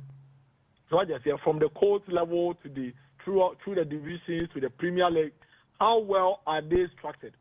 If you have a national team where you get only 2 players making it to the national team from the local league, and even those 2 local, they don't even make it to the bench at the tournament, it will be very difficult for you to succeed, because it means that you don't really have any football DNA or the tournament. Your players are more European, or more from different teams. And don't be serious, I will be about a style of penal. But we need a certain nucleus team before the Black Stars. 5, 6 they are coming from the local level. You build the team around that, your friend is saying, bloodline. Now, your identity as Ghana. And some time ago, we used to have it. So, they need to really break down the entire Black Stars as we have it now and diagnose what really the issue is and come up with a long-term solution. And then it gives room for the GFS to also hide behind all these things and not take responsibility for failure. It's as we discuss this, we shouldn't politicize it. Good. You can't say politicization and you results because see politicization if you understand drum figures and the figures they are there for everybody. If you must say in $8.5 million as budget Akropong tournament in the year when we had Dumso, when companies were collapsing, when people were dying on hospital bills. In that year, we're spending $15 million on tournament for the Black Stars. You know my way 2014. And yes, it's a hard currency dollar. It's playing so the call Brazil come out players. Fiscal cash. Somebody not on my way. Honorable say my no politics, but honorable here politics. No. Some they back up so that you understand. So if we say we are going to politicize it, we can all go into it. What I say that year, now year 2014, that year near Pescatra to fuel. A good generator, more power, electricity, and more money. They discount my Black Stars for tournament. It tells you that when it comes to investment in the Black Stars, it's not about how poor or how rich we are. It is about the passion of the nation. The fact that say bibia edebeji eni kra eno nko ade it says to me the let's deal with the GFA, the people we have put in charge in managing the Black Stars of the country. and then find solutions to it. Honorable, before you take leave of us, people are of the view, say, you deserve Black Stars. What no one we are doing? Would you tell me? Any technicality or expertise about football management. Okay. And see, I cannot support or be against that recommendation. All right. The minimum say me pe Black Stars omo ko bo match e be wini. Okay. So me pe Black Stars omo ko bo match e be wini. Me dey no pe me minimum me see as e bia wo sports pundits no more studio ho no mo do football so they can give you that solution. But from where I sit in there, I think that the Ghana Football Association that is responsible for managing our Black Stars needs to do us a lot more good than they are doing at the moment. And we all need to work together to mount that pressure on them than to politicize. You're trying to be politicizing it, yeah. And command be say then the FFO no major mutate do no film. Okay. That's big. Anope wa uni Abema Clinton o se min chia wo manu pa o chia. On send me momo why me send on kind we no who any boy Clinton. O se boss is said but one abo say said. Oh yeah, no so wa sheda. Open up by chama fu on sentence. Fu on sentence wo. Ya meti as na empanifo kra na esu na ye we kan say. Amona mo empanifo no. Obi ote aban kese mu onu usuma ama na ye de enka ebe ka de sen say ye sumo masuma ye na ye sum catch say me tia me man e wo Mandela market no why na about market. Oh okay.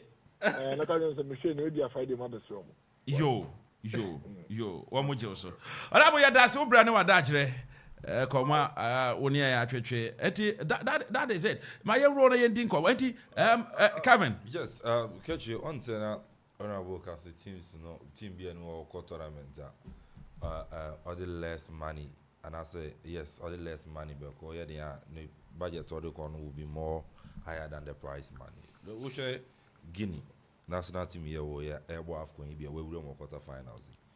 Budget or the buy was about $2.5 million budget.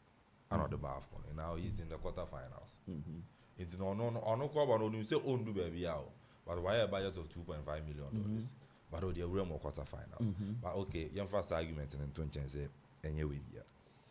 You see, now Ubi say a crime bench never father solve a problem as a football country. Now Honorable Kasa buying interfere with branch and associate any idea about. In 2012, Nigeria after Soba Afcon and Kuyam Famano, government need dissolve Nigeria NFA, that's the Nigerian Football Association. Or dissolve or the Nujime dissolve after 2012, 2013, they won the AFCON. Cameroon, in the last 3 AFCONs after 2012, no more nyadi. Abani the Nujime dissolve the Cameroonian FA foot. They came back in 2017. Yet because Abaya interference for 2 years. They came back in 2017 and they won the AFCON.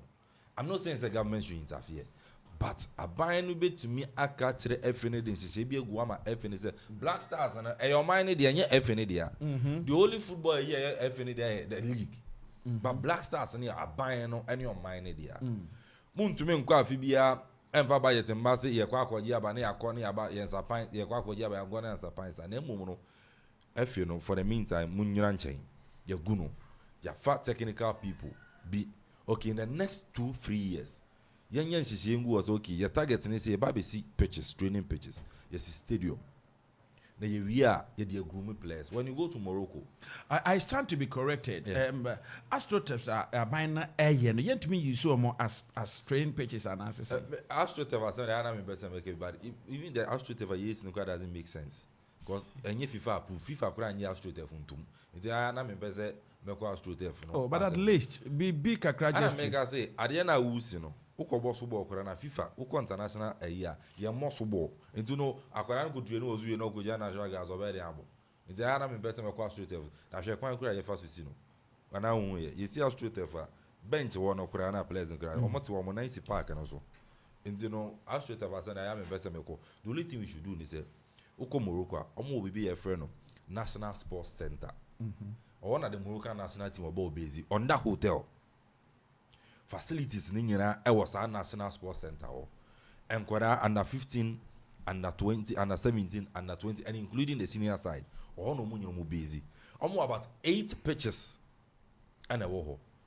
It's all in America, I say. Are you trying to say, yeah, all the Ghana for your home to Morocco for? In fact, you went to the 1 to 2 Morocco because Yako World Cup Emperor 9. You just see Eddie if you walk up on Sika, if you walk up, I'm fine, yes. Morocco, I comprehend what saying. Morocco, I mean, Nimukrami, so I call me, you know. It is a now, I call no. Sika, when your woman or your sister or modern facilities, then I say, Yana, I comprehend 9. But that's supposed to mean say our money monitor no maybe and I say you know say you know but because you be see disika no what in America na say e bia na say ya bay say omo chiche bonuses na ade Black Stars qualify from the group stages and game player ya it means we started ya che anya no anya na asem Uncle Ben Kofi Uncle Ben Kofi yeah. Before Obabi Kone creation or the development plan at war 10-year development plan and then they produced the likes of Michael Essien, Sule Muntari, Stephen Apiamo and nobody ever qualify call your first World Cup in 2006. Because last time they moved from 98, the Milo under 15 and you promote your man under 17 call under 20 ball Meteors. It's almost you grumi omo but when you need plan bia you need project bia and one say see Naki Williams wo baby enko fa ne mra we wo fa say ebobo England enko fa ne akeka wo you see akwaji wo ka akwaji afkwani aba no a proper planning bia ni wo you need infrastructures so let's build our infrastructures our sporting facilities and no ana bebo ama yetima ko yanim Morocco ko World Cup ko do semi final na say den sanya ma wo wasisi wo no krom uko Spain na wasi sports complex Morocco I was Spain. Uko France was CB. Uko Italy was CB. Ni nyina ne se o se Morocco fo na wo France wo Italy ni Spain no. Ye ngrumi omo ho. Ye fa Arabic Kasa no enchiro mo omundi Morocco adua no wo Spain. Se na be adaache ye ko fa ne fi Spain so mo mbo Morocco national team na. Anya afi na ontichi ana so onti Arabic. Ye de ni bi no so na make na se. Onim sa ne man nyanto ba. It means the Moroccan national team no or the Moroccan they are investing in the field of sports. In a right way. Senegal 2021 bepping 2023 they conquered Africa from the youth level to the senior level. They won the under 17 AFCON, under 20 AFCON, and now Senegal got the last edition. How do they do it? Ninya a proper investment. Omo build pitches, training facilities. Mauritania, so by you do round of 16. Oko Mauritania, desert. Most of the way desert. But what you must see. Proper facility Barcelona Academy, PSG Academy, eba obesua ade. Mauritania o. Omo ba ebesua ade. Omo nya sika mfi bia sika omo nya afi bia a FIFA project money. $500,000 a year. No makeka bo ma no mo dey sisa facilities. And in Mauritania ba for one boy. Ko do round of 16.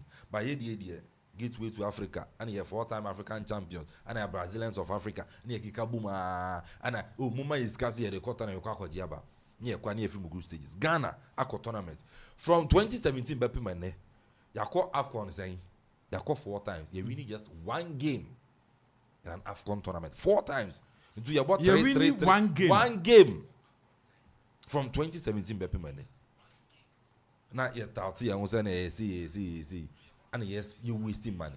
Send your honorable kind of if you're in Tennessee, Omoyan to ye, and yes, she say, but they are going to yes, Saki coach wouldn't solve the problem. Yes, an idiot. Make cry meaning bomb, wouldn't solve the problem. Yeah, anyway, and some way before. I did be a Nyanza and is there Unipa, see as if you're not a committee, some coach. Onipa ede na 2 committee na no so nkope coach on one 2017 and 2 committee and so nkope coach on one 2019 and 2 committee and so nkope it doesn't make sense 2021 and 2 committee it doesn't make sense nipa ba ko na no afa coach samaya onon kwa na wonim nyansa I different coach Edema Black Stars so for me I think say o mine ye wadwuma if you really want to win an AFCON for 42 years and there's no sign be a say in the next AFCON 2025 AFCON will next year, Morocco, AFCON. 2025, AFCON war. 2026, World Cup war. Yeah. And to share this current team, anything in Yamaya, a brand new person, a Begasu, Yakojiaba, Niasan Siseska, and the credit baby 10 million. And the Rebecca. Niasan will stay near Samba. So I would say, a binding financing form. On Tasky F, you know. On Sano, Yachi as well, yes, you. because start from 2017 I ba be pema na ye kwa ye nguru ba bia no anka aban no de no hugye mu ananka efi no ko dissolve no na FIFA kura twe yaso 2 years anka ma na ya ye niama yi a anka this AFCON ko betim kwa akwaje so I would say interfere and not necessary interference but yes, every na name be so you know on here. May I am the one thing about this particular government that they be then I can maybe support it AstroTurf, but they've been able to build pitches around the country. Everyone Amanfo so to my day, it may do so potential talent from all these things. But a country like Ghana, yaje AFCON and 9. Kechiri, your stadium way. You need be. Yeah, nibi. I will who. Ivory Coast. Kaakyire Kwesi Appea Mumma sports for nature no my there be no a national issue. We know it's a national issue. A national issue. So youth organizer. There will be youth organizer. Obuabua mebuna no mebua. No. Obuabua mebuna no. Nti obuabua mebuna no. Obuabua a national discussion and we have to. Anga fanise but baby anya nya dwen ye as to have now kan ho asem no. Whether a FIFA standard or not, I bet you differ that. I'm not saying say AstroTurf FIFA standard. I'm saying say FIFA nankasa on approve Matthias here. And no, we are not building the AstroTurf say FIFA and mine and yes and you get it. Ye ma baby are you to do no. Ye share talent. Into ye near FIFA standard AstroTurf there, we can't build a talent over there. I'm not saying say we should. No, that's why I differ what you are saying. I just say we able to mine a natural grass rather than AstroTurf because AstroTurf FIFA nyintum into akona ko bo so bo anfa so bi eno so rather than natural grass. Natural grass we are. Ebusuan borehole cra ubetu a odi be water no. And any of mine na yetim say Akwa Transport Stadium na say. Borehole you do fix borehole. Akwa Transport Stadium. No kura mpo no. Say borehole you do nye borehole. That tells you the kind of leadership ye wo ye football. And it has been so from time immemorial.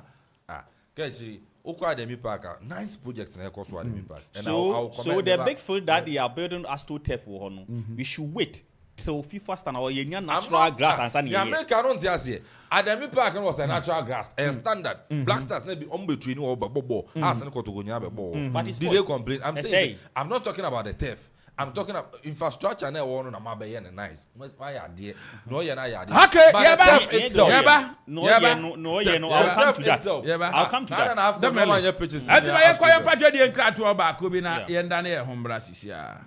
Hello, Monica. Can you come over?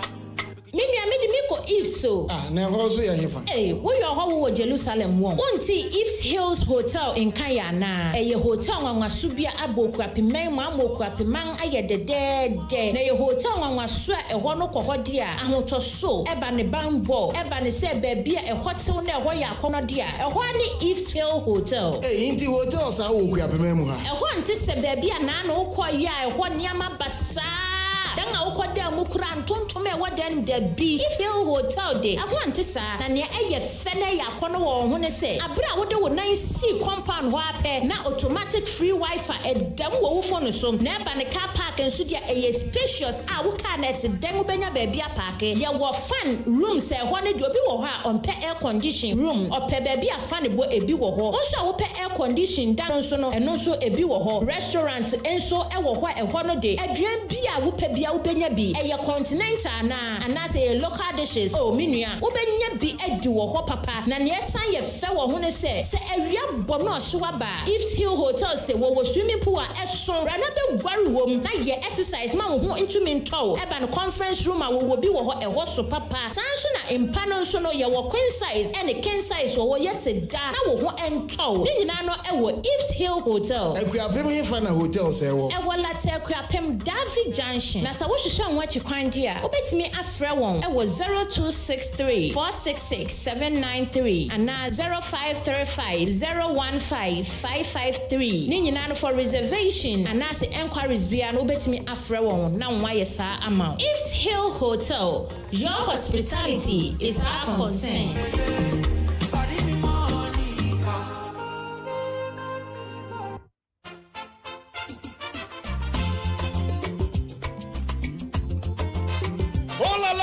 Offla Construction Limited Company for sure. Kaiser Offla Construction Limited Company in Penny for say. And yes, cement in the blossom Kunwaton. Obamadia, the Wenny Choma share. Gubena, a building equipment. Ah, some of the person to call site a woodwork. Concrete product. And almost supply a war. And yeah, and for Bibi Piara who Pibia or building site war. Kaiser almost the into real estate development. And so it would I know person who began in Tempa. Offer Offla Construction Limited Company. Gobejo so for any of Busmasi Akuapem, a monochrome Akuapem, Koforidia, Asunjay Junction, was Sabeka Offla Construction Limited Company or home from I was 055 295 7198 0594 635656 050 280 8992 and 027 90 12954. Book on social media handles in Offla Construction Limited Company. Was Erekomo, Kaisa, we have free delivery. Baby, I will be in phone. Yedebekwa Koja and Tempara. Say Offla dia, and there you are not building. Kayo, say Offla Construction Limited Company. Your property, our priority. Our priority.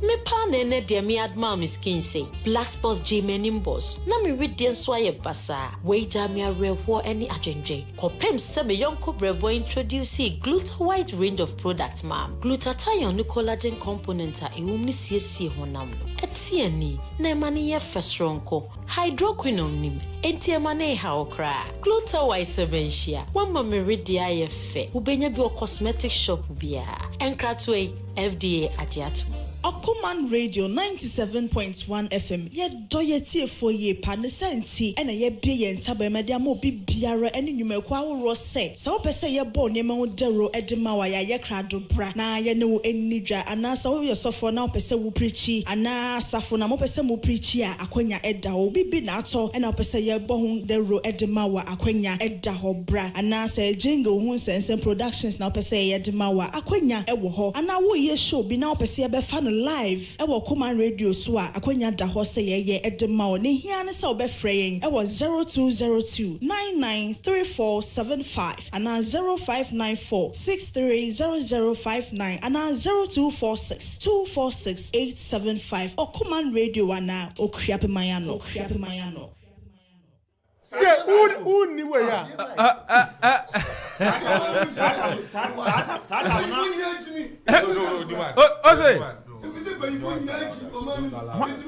Don't allow that. Why won't Jimmy? Otafregya, don't allow this comment to pass. Say no, let him withdraw and apologize. We are on radio. And you know, say there are certain things we can't say on radio. Come on, let him withdraw and apologize. Debbie. Say, I'm can say. Okay. No, catch on my comments now. The comment has not been passed. Say, oh, Debbie, uncle.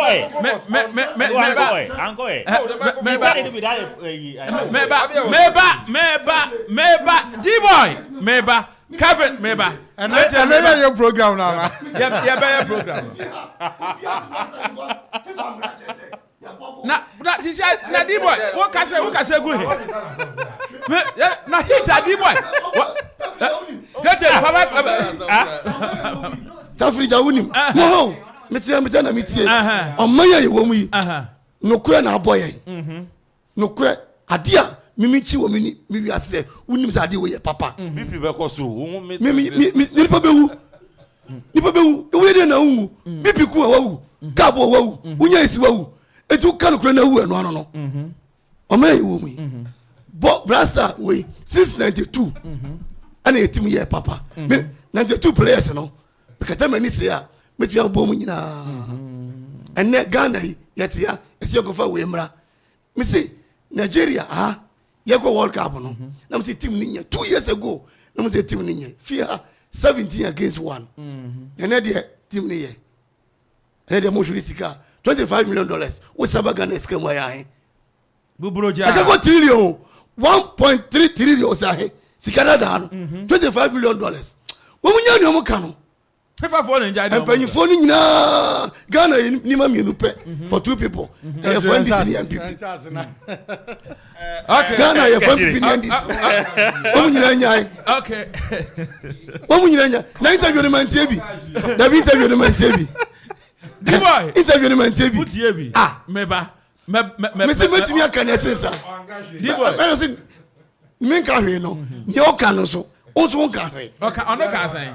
Otafregya. Otafregya. Otafregya unim bibi. Dabi. Hwe sa asem ya ye kan ho. It's not about. Okay. It's not about say ye be kasa. Ma me no and start. Okay. Now, let's talk of this GFA something. The Ghana Black Star. So Hyambo mu di Ghana GFA budget akoso mentwa omu akodi ediaba. Let me give you 7 minutes now. Okay, me wo fam that say. Me say 7 minutes no be can.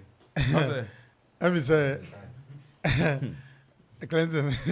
And Clinton 7 minutes na me say me that say. Na you betia John Mahama and na wetia opposition na wetia Gideon Owusu me executive member Akropong North. Okay, and Akropong North Communication Bureau no so me deputy director. Okay. And me say John Dramani Mahama ebeba Eastern Region.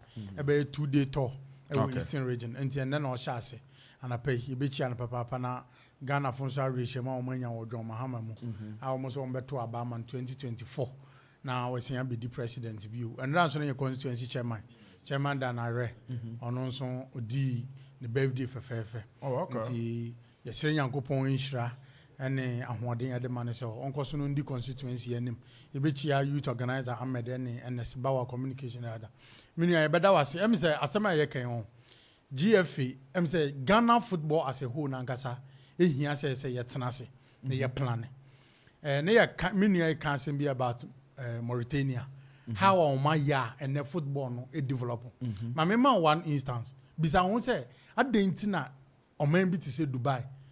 And I say UAE for kwakwa Messi, Ronaldo, all class world players are omunim say ombetumi aboa with the football development. Bisa won say omuntumi nkofa player bi akeke. But impact Messi betumi enya, impact Ronaldo betumi enya. And we live to see.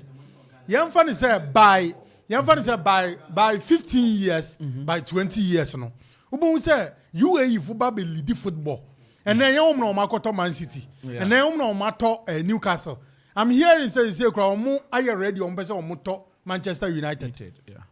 And to be said then on person on Muyentia, they are investing huge. What I say? GF no entrance. Fanisa Sports Complex almost see a big Mauritania. Rwanda for SCB. And your whole complex on its own. Opesa we swimming a womb, volleyball womb, be about sport activities no, a big womb. Here is the case and here can astro for Sama, Obimontia say a BBI it has come to stay. It's true. And none as see a we are here on moye. But bisa who say who see astro across the country. Now say we are or more best scout to prayers no way. Your Ghana Right to Dream Academy. Akosho Moheya. Oma befa Ghana players or mu training or I want to do some money. Bisa who say baby football pitch no one. And is it good for football ana? But there's a football taking care people. Omo ye den omo nim football ma omo manage boys no. Okay. We are government what be see AstroTurf wo Edukrom. We are Weja Park na to. Edukrom Academy wo ho. And now say SHS no betumi akwaye training wo so. Na omu wiye kura so obi nso pese o develop into tennis. Mrantie ni ho no mo ball. Mrantie wo ho, but who is developing them? Who is scouting them? What is it? So are you saying, sir, Giddy me, but are you saying, sir, that the government should or GFA should bring somebody to train the boy? It's not about GFA. If the government has interest in football, or the CC AstroTurf across the country, if you go to me, Eastern region, your sports complex war, the whole Eastern saying, yeah. Sabi you see dinners or more person or more dishemu. Na say omu sisi AstroTurf by heart across the country. Say yansu ya ye before political fame ni adia. Adentina ye nyang regional sports complex. No omu mpe coaches. Re? Sa sika sa sports complex sa AstroTurf create mesrao. Say yen ni cleaner e mesrao. Mama yen me presentation. AstroTurf omu si we du kromi. Yen ma yen ho 5 years. A waste. Because, you see, why are you saying it's a waste? Because there is no plan for the AstroTurf. And your government needs to get the project or initiative or mercy across the country. Say obi sa ho say. Sikadia project. Sikadia project. Enti AstroTurf no emfaso ni so. No, yes, emfaso ni so. O ma si AstroTurf na. It's good for But Sikadia, what do you mean by Sikadia? Because there's no plan. Plan as in what? Plan as in football ni then e dey ko. Is it about AstroTurf alone? Is it about football alone? Volleyball there when, swimming there when, athletics there when. What's see football? Gideon, you and I know say Rome was not built in a day. And we know if I say be a yesima and bebunu be a one more move. Nana mean chawano. Inti sankayes kadia project. Anka wamko goshe site be a. Anka wambe develop say be a. Na kamu fa swimming pool embra hono. Na ka bibia say and na say onabuda very good. Onabuda mbo twa wo plan say ebia their government and the bano. Ebia yebeko baby ebia akwa safari where ye benya asase. What you say? Now you must see complex no wo. Now my architecture plan there to say ebia a days to come no. You better build this swimming way wa ha. You better build the football way wa ha. By government then you. Is kadia project. O my year to adia the contract and be more be just to award contract for party supporters. The American what you say? There should be a plan for young football no. See you be developing us 10 years plan you be developing us and a bit to me 10 years to come out. Yeah, Rwanda okwa almost Kigali Sports Complex. We are young boy and this AstroTurf by necessity it's the project government in the project. Government GFA nim hoshe. There is no consultation. Okay. Say be a football people mumla ni draw plan. And then I make us sanke even say but how do you know there's no consultation? That's a GFA can be planned beyond now. Until without GFA if there's a further development the same as Medina and who we bisa who say coaches are ebe bua kura no e wa hifa wo masisi say government esikadie nisikaria say wo is good though but dia wo ye at a point na wo ye ne kura no baby wo ye e problem as to say as edu krom akwala bi wo kura na sa akwala no ebetumi a footballer or athletics na so peja. Who is there to monitor that person? Who is there to train that person? Almost yes, you okay.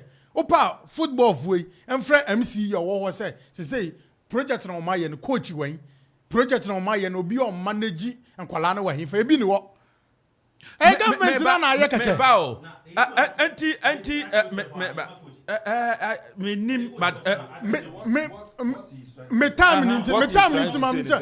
What he's trying to say is that you build the AstroTurf. The reason this AstroTurf is to be developing a football, it be developing Kodawa area, your community.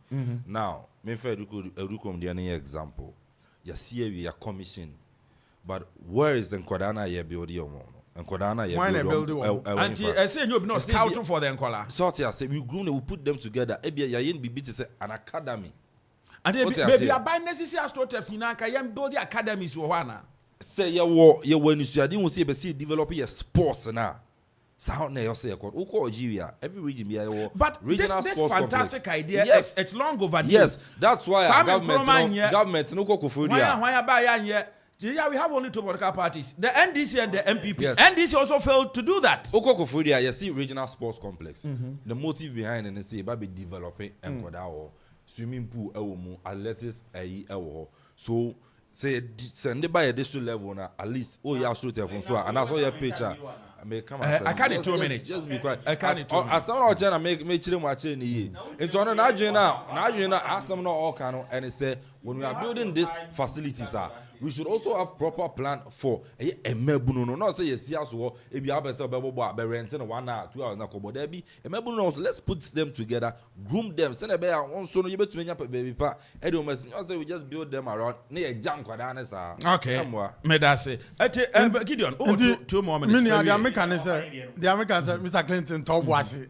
And we said the American say, is he the usual MPP for the Niama yen creating fan lutu or mine? And Niama yen creating Senebaya, Ibenyas Kadia awardee and faithful supporters. MPP for yard. I just football no only the MPP crowd bar Abanji Ghana current to more born qualify from group stages crowd. What say MPP bar Akuffo do be D or man. But MPP and football fraternity. Gideon. Yes. There are certain things I feel say we need not to be shifting blames and I say blame a particular government. Yeni ha and almost say Chris Wooten Gabi Ochida kuno bua no ma appointed no. Say wo Ghana ha. I just say president no wafase. Say ono na oye in charge of football. Ono no betumi ask coach fufuro bebe bia no. See yenya plan for the football. Have you Akuffo ado aban ne nkofo a ne yeni ma ne say yen hihye oman ne fa nkoto amu na dongo ombesa nso aye asen akofa coach fufuro aba true executive secretary mu ne ade yen nyina ya tibi nti wa jaji nti say wo kan football a mesi MPP be di aban Ghana more boy qualified that sports for now pay bisa. Okay, let me come to you. Meba ma membra o akase we me da say o di wan we. Nti ma me mfa manunsi e. O time na so. Ma me mfa won say me nua no bam, ma mfa manunsi. Nti the way forward no one say even Ghana Premier League krata me NDC was no. Na won say Ghana Premier League ye. Say Ghana Premier League asai obi akra nhwe bi o. Me and ye nyina ye try say football be but your party view na so baso football na ye bibia oho asai. All right, research show it does show clearly that the Black Stars perform better under NDC government than MPP. I am na make am hu dia say research na prove sha. Research ni dey research. O say Okoman research. And one research. And Kevin. I don't say Okoman ntumi nya research ana. I don't know where you cannot just say research. Okay, Niedi kan metia His Excellency the Vice President. Enche Obabeye Omeimu President. Na ni oho ni say Ogwenfunde ontimi emman kwamu biu.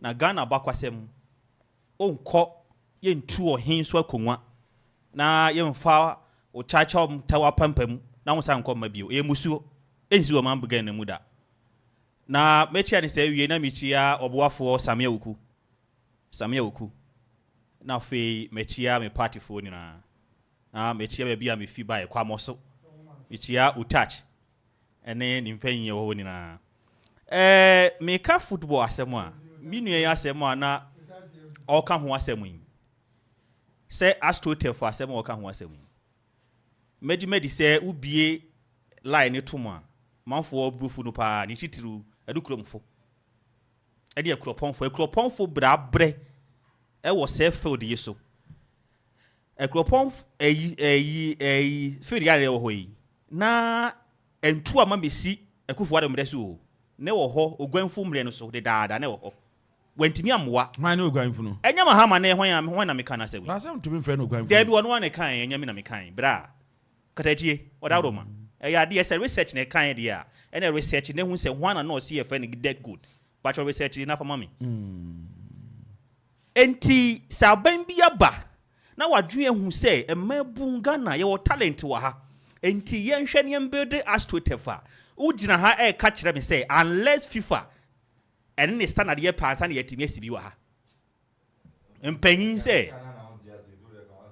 say choko hwe e yesin sore kora sa wotie konwa so ne yesi choko na obi ntena se yesin sore kora then time na ebi ni ho na obi aba be yesadi na afa ye be talent wo manimu a wote ho say obi di ba be disika menim baby a oyi onya information fi but talent na is here but you see astroturf na see one without as if say you see without plan and one say you see so say the yeden when e catch how are we going to gather these talents have you group them have you get in touch with those or be in charge of it of yet here na yet here be near kan sa keke would information dia why am I in charge astroturf na e be do ho no omo install yan kasa omo si keke e hyenkrofo bi nsa one more as watchmen. Anna. What's it? One more it's in the hands of the assembly. It's in the hands of the assembly. Ahanum region has say Kofodia is your mayeno or Tramodi yom koyo. They are building talent. Say see no per se building talent from where? Where are they? Who gathers them? Who is scouting for the talent? Who's supposed to guide them? Now who's supposed to scout them? GFA, we are damage GFA. Abansi we are. Or damage GFA. And it is the duty of GFA. Yes. Who's supposed to do that? Aban name my scouting players. Yadukrum and Akropong. No, how are you going to know? Share I didn't enter in your point for political sake. Now you're a sports presenter. Now I feel no, I have to do that. Send the but me attacking. Oh yes, sports presenter. Now I do work a bit in your hands. You are talking against it. So how are you going to do it? Share your pesca. Yes, you see a war. Say a year why you're saying. Say a team you high. Dreams FC. Say as to tell for yes, you will be to my boy. A damn lantia no back home, you know. Scouters or more honor. They can come to that as to tell for no money any be. And I'm a boy. They can come today. Oh, na say that be yeah. Me person me man ample time na Okasa. Let me one question be ours. Yeah me can no omo no mu nyanti ase. Sa woti ase yi a. Me fa ne se okra na wo yi. Ana kosi as to chef ne chei. Ye fa ne se wakosi di ache. Woti ase e wo de kuro mu. Ana Dreams FC e wo ho. Enti se emrante ye train wo ho a.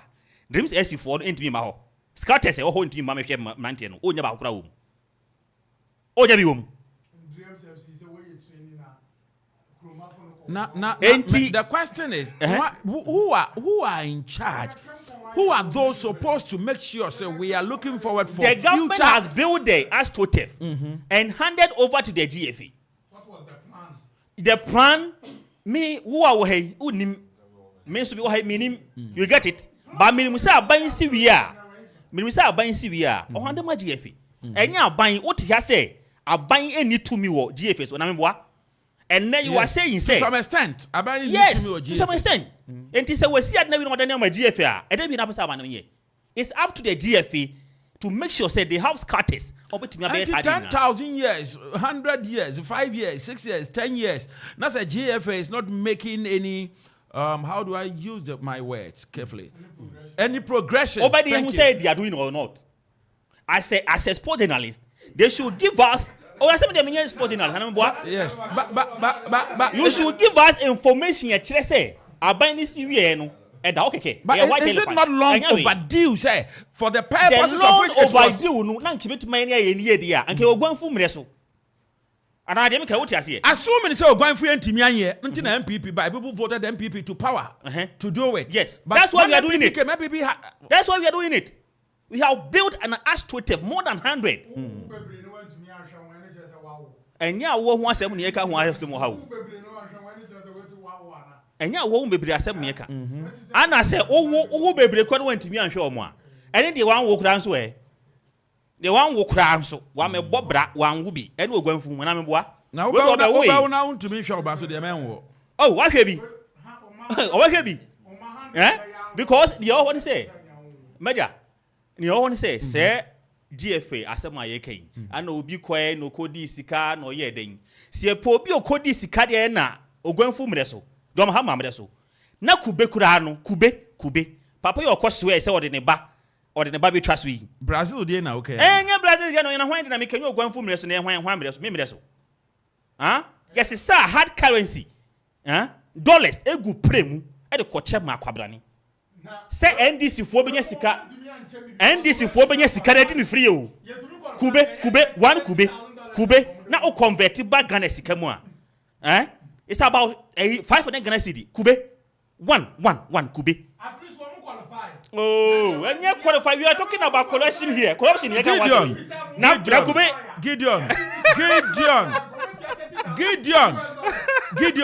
one was obole chem so kakra me kan ma ha masem kakra you say na kom go ba bi so what you say ni o ho ne say si ye kan yiye dia si ye kan yiye dia say we bibia ni ho establish say o makodi ska bi but it was established e wo dom ha mamre so some say sika koma NDC for obi na o kire location e kwan keke akoba bi ye kodi dwa no ni sika ye de man no over billions ono nya Ghana ni kura o for the abaha what you say but sanity enti say yes obi adi sika de a untimi compare apple to oranges no it can be possible in this age Ghana ha ayete hey we have a lot to say about ogwanfu and naban you get a concept All right. May I say, Clinton.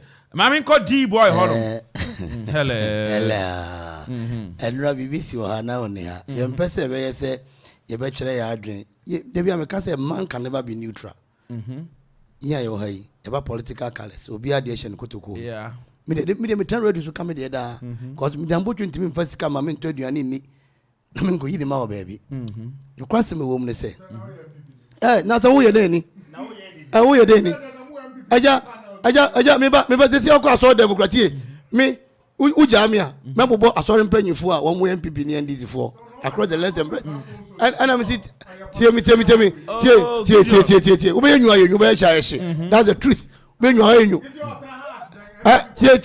tie ofa tie me say papa me papa tie me papa e kan sem bi say Kwame say obe otake Kwame anything ofa jani okeka no Jani oye no wakase tia ye kra ye kan hwe Jani okeka no kra but ye mpese be ba say ye be ba ne be kire adwene na ye journalist ni ade no ye kire adwene wi a obi be fro bi aka kire say asemasi we monhwe na munye ni we kebra na o hai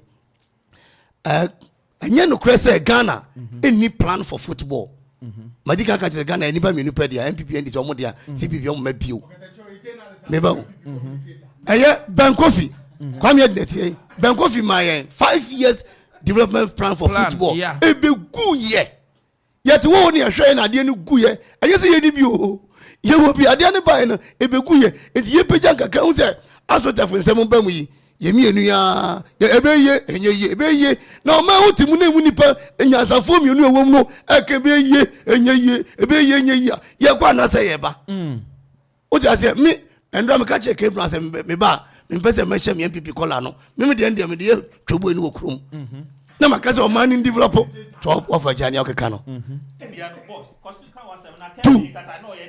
two ye honum e no ka se mi se Tom Vero wan chance enye go so mu no ko chance o oba ye attachment akra as folk ena otiwa no se any for na mo fa no kra she butu kom tim bobo sa no me chance wo dew.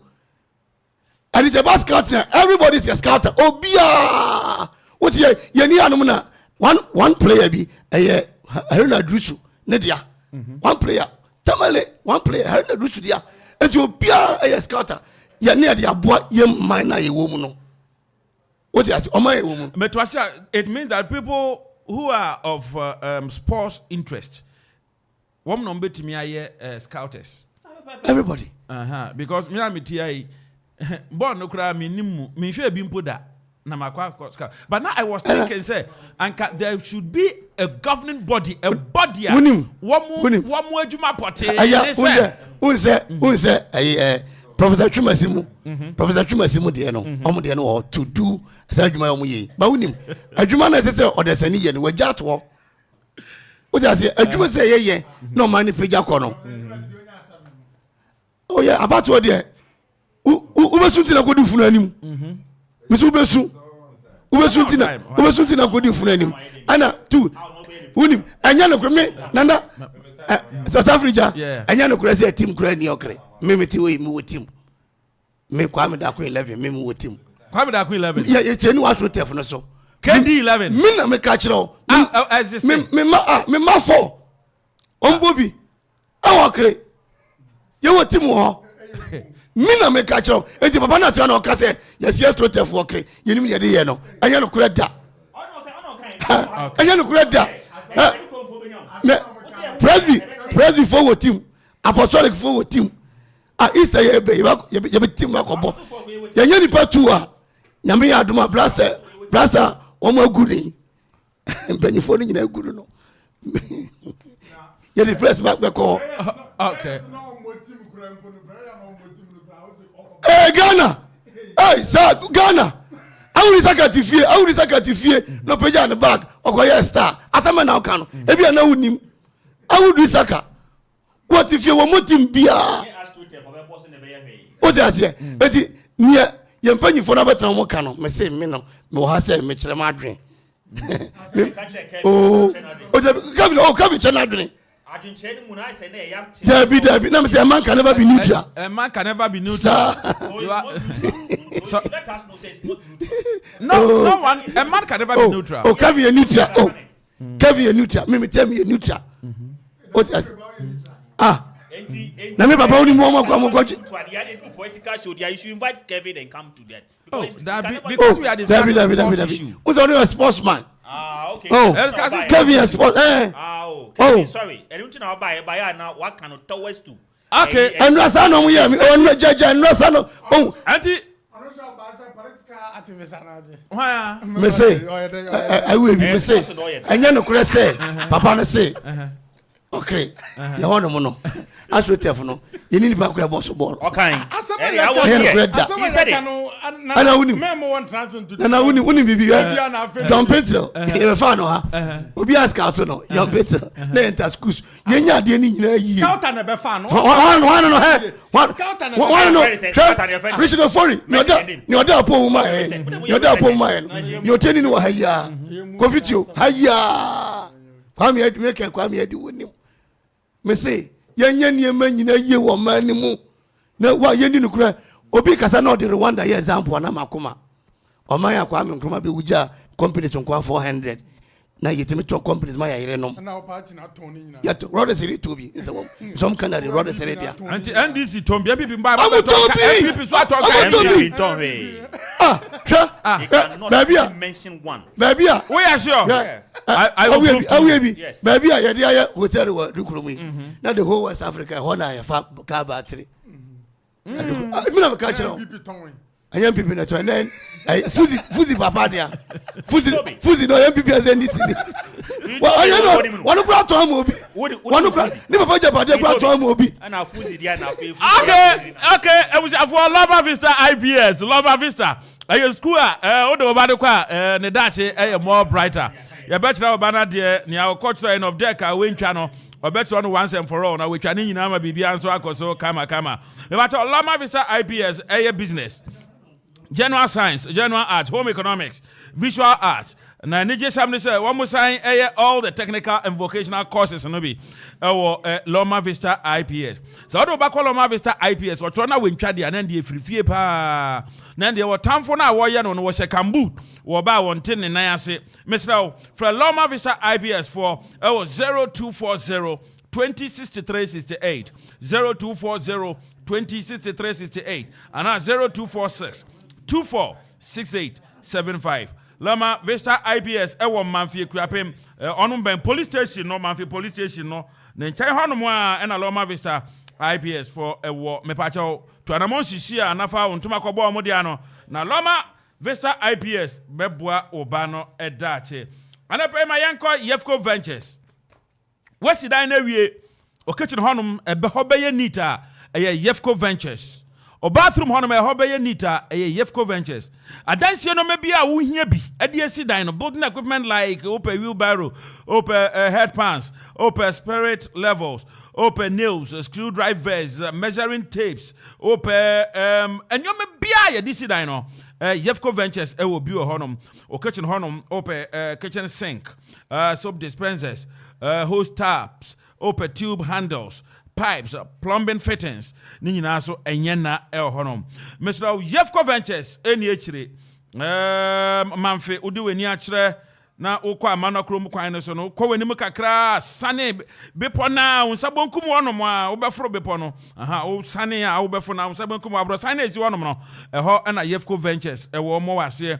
The battle for Yefco Ventures was 0277 863179 0277 863179 and 0244 185388 0244 185388 and I just say me woman says okona ko tonyo ma no dodo a ye de guka mu e de ko bebia wo de ko e de ma sa pepepe na wo ye carpenteri wo ye plumber wo ye mason na wo ta tonyo ma wo nso so a enoma na wo to bia no ye ma commission kakra enso e wo so and for any chire mu Yefco Ventures e wo manfe wo de wani a chire mu e wo amanokrom kwan so na ko didwa ho ko tade ho nom faces your kitchen faces your bathhouse washroom ho nom any plumbing materials na dance hu no mebia no ubowura ho a ubenya bi enso ewo ho anapɛ mayanko Kevin Kwame edi Kwame Ante do be na yetna na you make a submission so it's not about say you be did na kike but rather put the facts down na enkoye nim Clinton ga say aban si picture hand over Edma FA no intina is astrotefa yes you country and hand over them FA no it's never true government okay government is stadium we are handing over the NSA, the National Sports Authority. Okay. The National Sports Authority is bias. Okay. And into over the district level, Okoman municipal and as a district assembly, you are the district football secretariat, and as you are the municipal football secretariat. Okay. Municipal assemblies. Okay. Into astroturf bias in a municipal assembly, no, any the district assemblies, no. And okay. It's not some guys F in there, no, and you're true. And you're true. Then you're F in about the reason why I buying so introduce municipal and district a sports secretariat, our municipality mo, and they say Omubeshe and I sports no, a good year no, a tumpon, our district anymore. It is a buy street for district not the Amawa. Who are your assembly no? I was said yes, so at least you put and code that together. Anything they do. A FBM a calendar year academic year anymore. Almost sports, okay, football and athletics. Okay, your ball inter schools you are your contact zonals, your peking cordano, super zoom, more yardian, yaku super near Kambu. Zuka at the end of the year you can build a team with this cordano. But it used to be there. And they are good, and they inter schools and your papa beam. We are away. Then I'm a gusa because my guy say even my mates, me mate cry a B. One more F how do US. Be not to two kind. Be time Kora Oyibo National Alavanyo. Yes, Kola will speed. So the reason why Sanya ye one, Ebu and Koran interest the cranial, Ebi Koran could need interest beam. Based on your huda. Okay. Once then can baby obo crying it be new or kobo crying my men go be interesting so another factor and if facilities no facility the main factor the main problem facility it's a say build the facilities say a district assembly municipal assembly as said yes or no so ebe na your sports on so anything Akonka into them Koran inter schools you can build a team out of this. You pick up a talent. A talent now there. In the end, many aneka say if you are building astroturf, na tracks and can one. But maybe so. But astroturf no soon kwana you too many cows you be here. Not the astroturf as in the pitch, but oh yes stadium. Main can say oh yes sports facility. Now oh yes tracks and can one. And can one. It wouldn't. No, say I said what sentence are there no crack football alone. But I need football pay sports. And you go see about they say netball you born World Cup. Yeah. But na Ghana I be na Ghana you need netball pa. And go you go so some to near. But there is a netball kuregu. At the end mo do a certain standard you born World Cup no mo. Uko e basic schools na you born netball bi. So what I say, it's baby Ankoran be born netball nya a factor near the account. But okoya ni nyina mechanics and football nko a emwa. Now the boy can say what in the team and they are not now can ask him. But I send him back for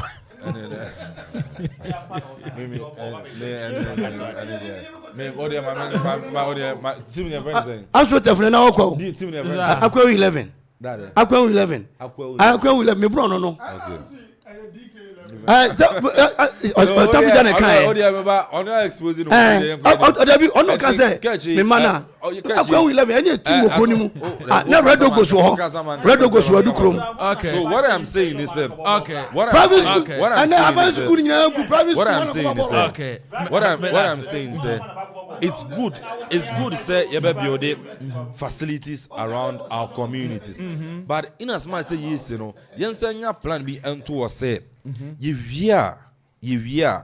be build up a team and na mama pay your director Michael as already across in 2020 yebo inter-community soccer gala ewe Akropong-Akuapem. The motive behind that gala was say if we are pick young chaps, best players, then we put them together, we form a team. So I say, in Germany, kwaje land no kwa Okwamo so say, or yes sports complex. Okwamo so, maybe sports complex.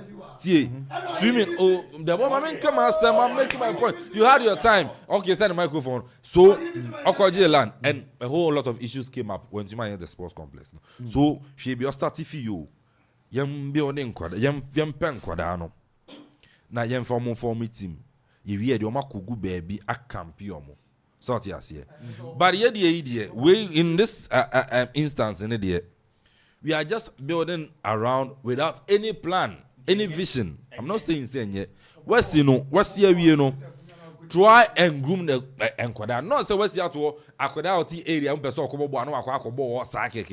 without any direction. No.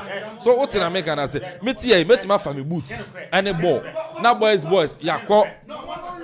The boy tina make no tie asama me kan say da okwa say boys yes you say go di agro na e fa e boot ko na e ko high no one na e ko bobo no we na e ba fia e fa so be na wo so e fa so bi enu so e fa so na e fa so e say ba so ene say yes you know astrotef no rap say ko bobo a ko high on you rent say maintenance say for maintenance you rent but in fa so e say ko da na nya wo mu ni say yes ye wie no okay ye be justify.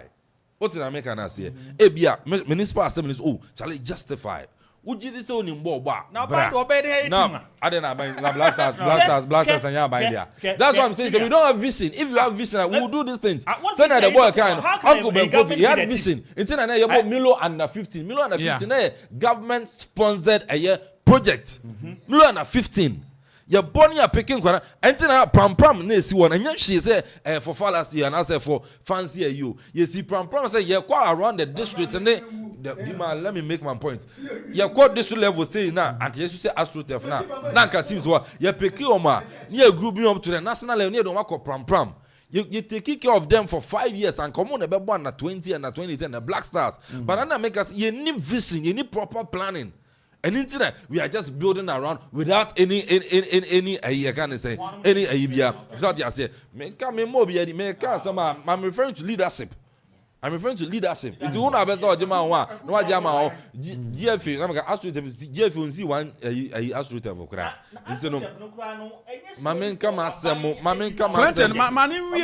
You had your time, please. It's just over the political. That I want to myself. Your political winner family. But what I am saying is that if we are a serious country and we want to develop our sports, we should have vision. And it be now make our Mauritania some no. A desert, about 70% of Mauritania. Desert. What do you think? What do you envisage? What do you anticipate to say? Yeah, you bet me the boy your football because egu. Okay. Your football no egu. Very true. Egu. Ghana football. Oh, egu 2 years ago. The solution. Okay. Onya solution. Okay. And you know. So okay. This thing wouldn't help. It wouldn't help the discussion. Okay. Amanfo. They want us to see our sports at a certain level. And this MY submission, any interactions na Real Republicans about Eko. And the young Shania a bit to Abu Amino. And so this shouting because who make use that it's not about shouting and making unnecessary noise. What I'm saying is say if you want to solve this problem, you build the AstroTurf, and I say building sports facilities around. Fantastic idea. But after building those facilities, you know, the human resource. Okay. Young fire and go back to the basic schools and inter schools, you know. Would you believe say last week under 17 inter schools Kumasi. There was no one single coach from the national team no saw scout you because you need vision and I said for under 17 and under 20 but you under 17 national team or Ghana under 20 coach baako kra and go Kumasi say or kwako shit inter schools. That is too bad. So as inter schools. Are you sure? I am telling you no money go Ivory Coast. It's not about MPP and Abain, but your national project. It is a understand you bought inter school, sir. Mammy come master Clinton. Mammy say you're born inter school, sir. Now you can't say and a 17 coach and a 15 coach and a 20 coach. Some man on measure Sanya Mwa. It's the same for you can call the basis who competitive sports now. Yeah, and also that's where you jump into my case and Minister Appea. Yeah, that's at a more fancy permanent. You can't say St. Augustine and as a mother was from a academy. So I see. So the Adrian Cornuma. So we built them from there. Pram, you develop it. I check over 20 years. I check. Yeah, check. It is a year near the Quadana Akko. So you might actually at the basic school level na Abebwa. Now, one thing I would say is that Memma enquires as some of our say, Memma enquires we are buying a buy, I know yes, since my buy by may say, MY. This government, one thing I'm sure no so and I'm a bonnet cheaper because he had vision for sports, but they do baby not too JJ. Because His Excellency Maya where say Obisi District football complex and a regional sports complex. Oh, all the 10 regions. That time, Mammy come as before they are 1 out of 10 and 1 out of 16. So I say, in the 16, Mammy come as so if there was a vision we are. Because all regions 16 now also see regional sports complex. Actually, a fantastic job. It's Mammy and Tune JJMU. I can't 1 year. I know it's very difficult for him to complete.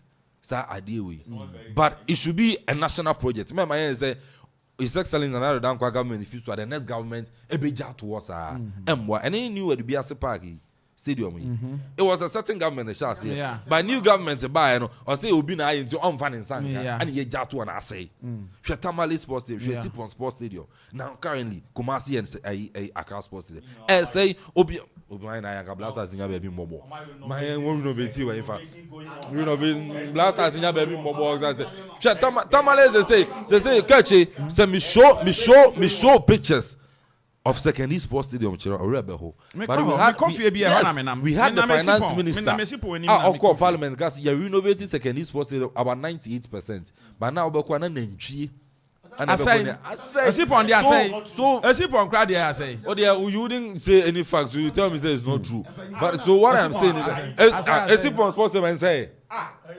Renovation. Make a question for you.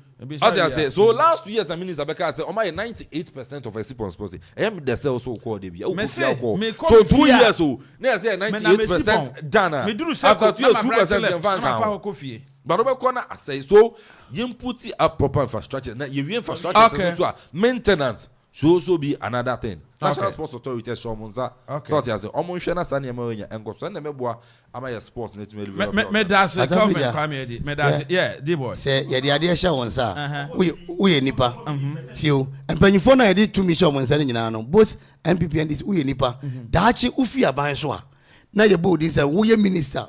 Stadium we and a caprotete or honor. That's what trouble on a yoda as a war. The boy said, "Told Diana, you know, say now or cite a yibi or kind and not a yemi, because I went to a Dubiasi or him or Madame for Pan. I know it Dubiasi. You didn't see him or him. I mean, I'm a MC Mitini, Baba Kuchuku, Sisio or Boise FM or whatever they call it. Yeah, Nikru, Mr. A. Madame for Pan. And he meaning the way I started. Sir, I dear we know one of my FA. I say, Obina started anti Majesi one. And ya nonko ya dear no ya friend of Quantum Jess, school ya e blocks in there. A BSC with a midterm Makuma Namia. But I got it. You did a go on. Politicians shouldn't do that. After wouldn't be may I agree, Kakra. School. Say, school need dying. We are sorry that we see. We see what chrome. Hong Kong, one way, no, the bomb about so. We see what chrome. Nifa secondary school. Nansen Abakrom. I'm just small nifa. Yeah. Because Uja do chrome now nifa. As a Oko Hanaboga. That is true. And you block at least say your Jana a young completed there. I'm going to complete. Nemo say meba. Say I am complete. Na young corner and hammer. But Sukudi in Sinicrum to say, baby to say PCE. Nansen Abakrom. And the young Chakrananka Honono. Young San Triskunum quite tribute. Yeah. Send a development Baba took chrono. What you say development bar a baba 2 crew na kuna tumi apagya na me ne me kan say ye de ade ahye won sa te say opanyin bi a minim no wo ye hanom a kwata ma kwa bi ba say anko me MP we am sika 600 million say go to school fees ya we di 400 million ya ma sika say Fabro Okoman for ha wan fa ama o tam o so go po bi aba enti wo ye panyin na de ade ma wa e say wo ye na wo ye ni yie hwe otafregya me da bia na me ka say me no minyi se nyame ene so me mu a se maka che adwuma nka me ye pen yes me se me nka me nware me die do fi so kopem fam kan sabe nkwase asem akoso o ma yi mu wala italai kaboka kotena chairman otafregya hwe niema ye mpanyifo de ye fam yi hwe niema ye mpanyifo de ye fam wo ma yi mu okay D-boy face mame me da say acho mami kre MCC asamu ehu hia pa me person bisa o empachi bisa ene say MPP primaries yakwa ewie wo di ncho I say that be na board say yes I have a specific question for you empachi bisa me auntie what is the way forward me da say na me so ehia me pa na brantie bo me din bi o say me wo ha I'm not speaking in fact and me pese menene ubeko e bia ni o honi say one of his tactics ni o honi say mpache uti me time now I will go to that effect then see how you get it say stadium na o kan NMC na o kan ho asem municipal assembly me nye sure say wa ba okra be bisa sa di bi there you have never been there I work there saadi ya ukan wa asem say then omo ya fa ho no as to tef no ye si ye e wo ha no and it to boasi ade bi wo ho a yes so exposing journalists in you know everything no you should come to assembly come and do your investigation over there as a journalist what do money it's part of your work blabehwe say enema ekoso ana enema put you in things in praise ana you cannot just say you have the microphone you can say whatever you don't want to like no how are you going to know you should come and check blabehwe Clinton okay mamimbra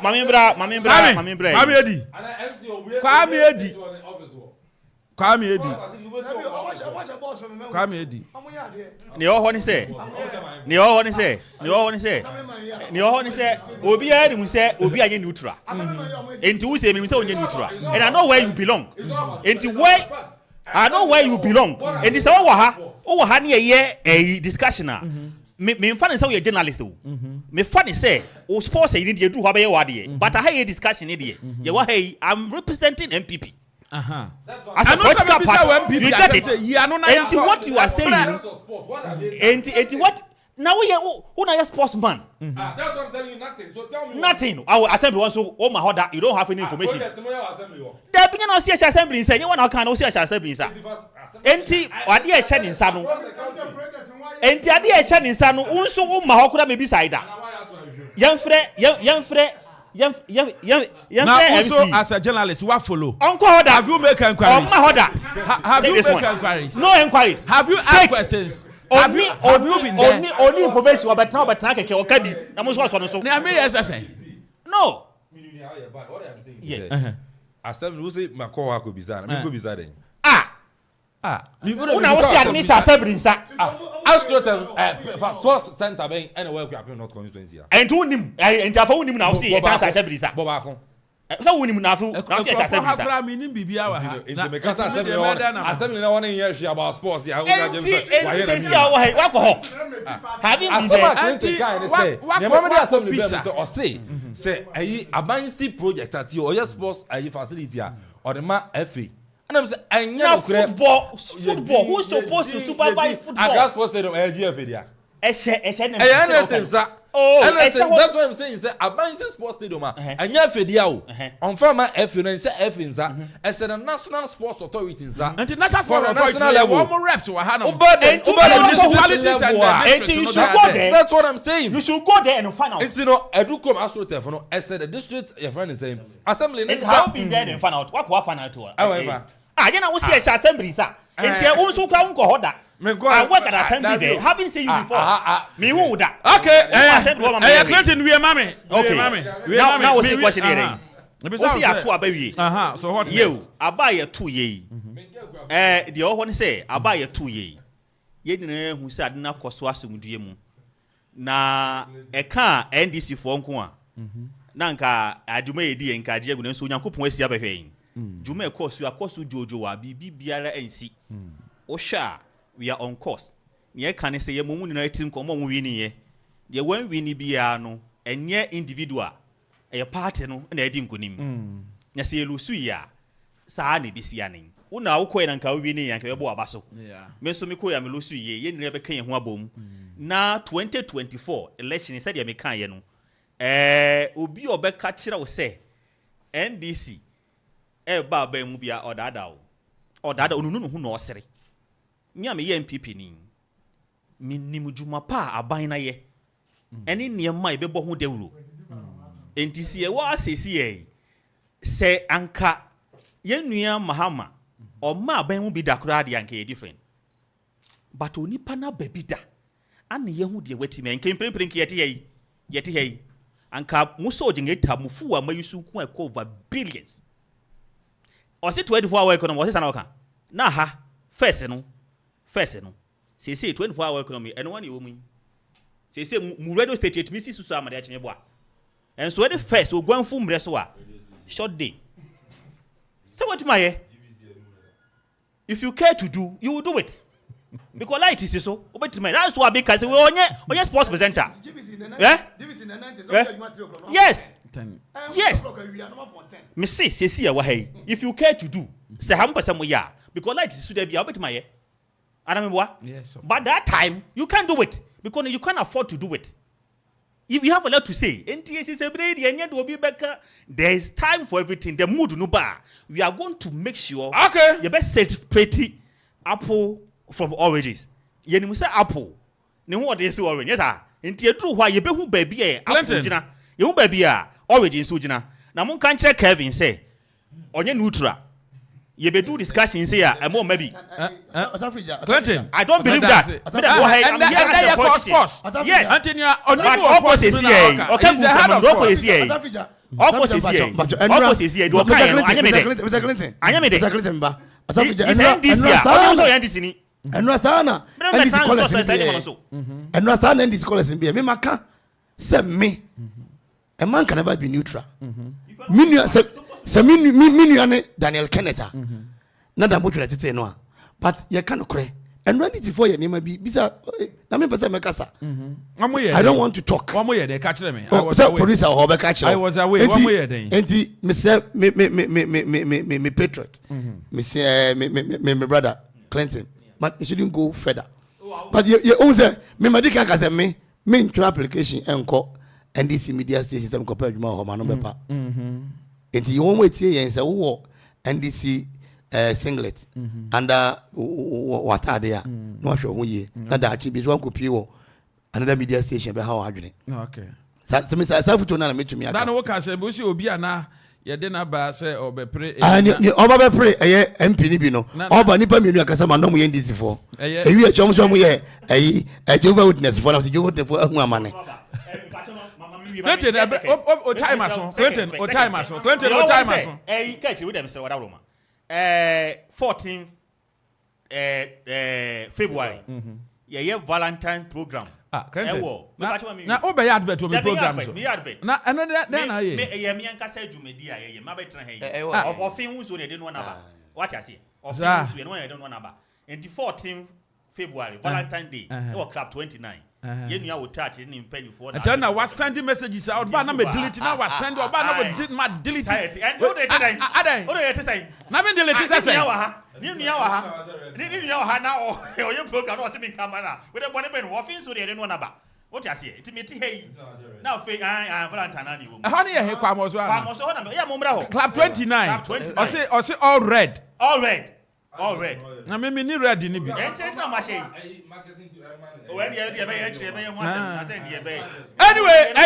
me that say. Mami Gideon, me ba hold just some few minutes. Okay. John Dramani Mahama, to Eastern region. What shall I say? The purpose of the to Eastern region and I'm saying na me that say. I'm say Ghana fo asuansu o maso answer. Ze won hu se na mu drote. Sabi o yes sir, ubenyo gwanfuna. Otumi ye Legon Medical Hospital na ubenya obi on yo gwanfuna ontumi nsi hospital ba kokora yesa ubenya ogwanfuna otumi ye airport terminal 3 na obi a waba so a ontumi ye ba kokora yesa ubenya ogwanfuna obetumi esi the bank hospital ubenya ogwanfuna ontumi nsi hospital yesa ubenya ogwanfuna otumi si circle na ubenya obi on yo gwanfuna ontumi nsi circle Dubai. Yesa ubenya ogwanfuna otumi si Dodowa hospital. Na ubenya ogwanfuna ontumi nsi hospital. Yesa ubenya ogwanfuna otumi ya Accra Digital Center. Ani obia onyo ogwanfuna ontumi nsi Digital Center ba kokra. Yesa ubenya ogwanfuna otumi si Gadgetia Market. Na obi onyo ogwanfuna ontumi nsi market ba kokra. Yesa ubenya ogwanfuna otumi si Aferi Military Hospital. Na ubenya obi nso ana hwan na enim wata na nyankopon pese yehu se Akuffo ado na mahama na nsunsune wom wata enti meba way forward no what's 24 hour economy ojina ho se radio station 24 hour economy na moye mahama se oba be hyemu kena ja onti policy na ase enti you see MPP fo se wonim se yenya economy so wo Ghana ha se also your digital man on to me fa any economic policy ba kokora mba na ye wo John Dramani Mahama mboti nyansafo John Dramani Mahama president nyansafo a oka oye ena ye wo baabi a Eastern region o makodridiri baabi se o mudisi regional hospital o mantumi anye John Mahama hospital wura ono no ba besi ye wo kromi a tabi ye wo bi a osi oba betwa kwan so antumi antwa kwan kra na no twa kwan the first John Dramani Mahama oba ye wo bi a ono na internet otumi lay fiber optics na internet man aye John Dramani Mahama samba be ye internet ye wo bi a ye John Mahama otumi si sports stadium sabio sawko kepko stadium a John Dramani Mahama no ye ade bua tama most shots na John Dramani be ye wo bi a sabio wabesia sports stadium ba akukura wansi wajazi yawo obia enti way forward nana say wo hwe no ka bibi about dum so MPP bay wo mantumi ade 1 megawatt crown fan ka dum so mebela so mani mahama nana ma melande mebela so say wo hwe way forward wo hwe NDC wo hwe na MPP bay no ya wo hare wo mko book hospital wa Accra musu wo mko agosi wo mantumi ansi ya hospital MPP antumi ansi hospital ba akukura aja na 111 wo mantumi aye ba akukura hifana wo mantumi aye bia commission MPP funche na Clinton wa iti nana melande se John Dramani Mahama eba Eastern region no oba behwe na wa boa on groups ne ba behia na o ma boa artisanal groups other professional groups na o ma hwe se NDC na ye ja oman no se MPP aba be se no na John Dramani Mahama ti brekesa oye nyansafo a otumi di oman ni du baabi no se yoba ase airport ye Medasi Gideon Medasi why are there? This one is coming from Nano Foria. Joe said good morning senior, I pray that you are doing very well. My regards to the entire team. We miss you pass senior. This is Honorable Bongo from April. Young Mercy say my greetings to Kofi NDC. In fact, this MPP government is wicked. They don't have anything to offer Ghanaians. So let's vote for John Dramani Mahama as our president and vote for John Evans Komoji as our MP. Yes, hello, good morning. Good morning, otafregya na apoma. Shube ka tie mo me ho ye na unso e. Na Akropong-Akuapem mention ho ye pa. Yo, anopa mo program na pese me kabi. Okay. You see Ghana, I see you nyina ye ma ye ni dam. Won fit ni NDC ni. Won nyina wo ye pe. Won nyina ma wo ma me ye ba, won papa ye ba akọ. Na GFA no. So obi abobode aye parka. Wala so aye AstroTurf mpama wa. Wo a players here ma wodi egbe adwuma ma we. Enye wo na obetu nkofo no wakọ scout.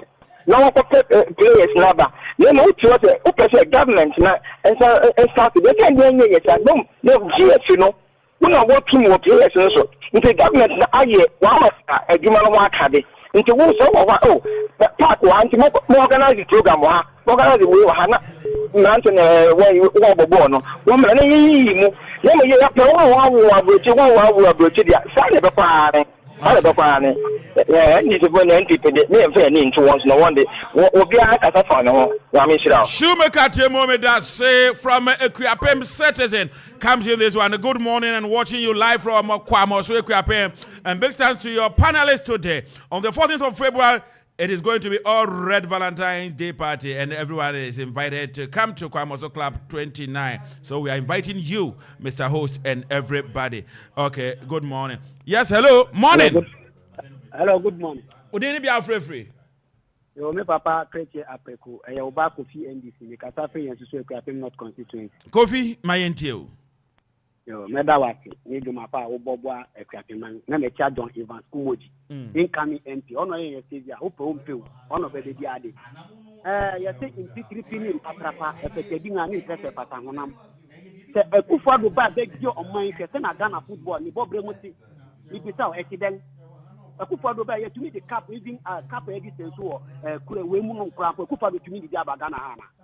And you na dey na Akuffo ba ye say empty calabash cannot sink in the river. Ni Patrick ye wo ye dey keke no ye because she NDC wo power 2009 the first the day you go the cup of nation they buy and after the thing almost they buy Akuffo do be this 2017 up to now Ghana football then Patrick Kwamoso talent e wo Kwamoso so me ya de uba me so aye okumi but you to be said that come Sami Oku na wo lokiso uni pefu Jimbran Shefa Bomb Court Academy on ye bida it me catch say a man can never be careful unless he buy a new car in a white check it no on 2024 December Mama da be your man no go man okay may that say yes yeah hello good morning. Hello, good morning. Yes, sir, boss. We didn't be free. Yeah, good morning. Yeah, Akuapem citizen. Me pacho why ni? Akuapem citizen. Akuapem citizen, okay, my intel. Thank you. Good morning to all your panelists.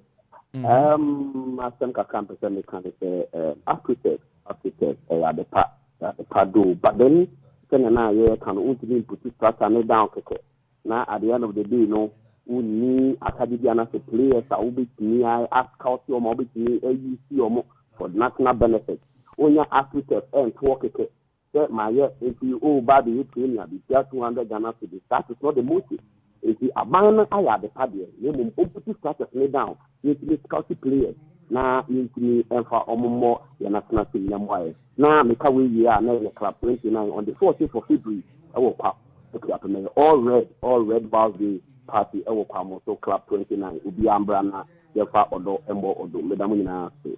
Yes, so yeah, that was Barnabas Jacko says my greatest comrade Gideon more fire fix latte wrote and then so at the hand of Richard Sands so I was this government failed to perform. When this government fails to perform, it's a national issue. Okay.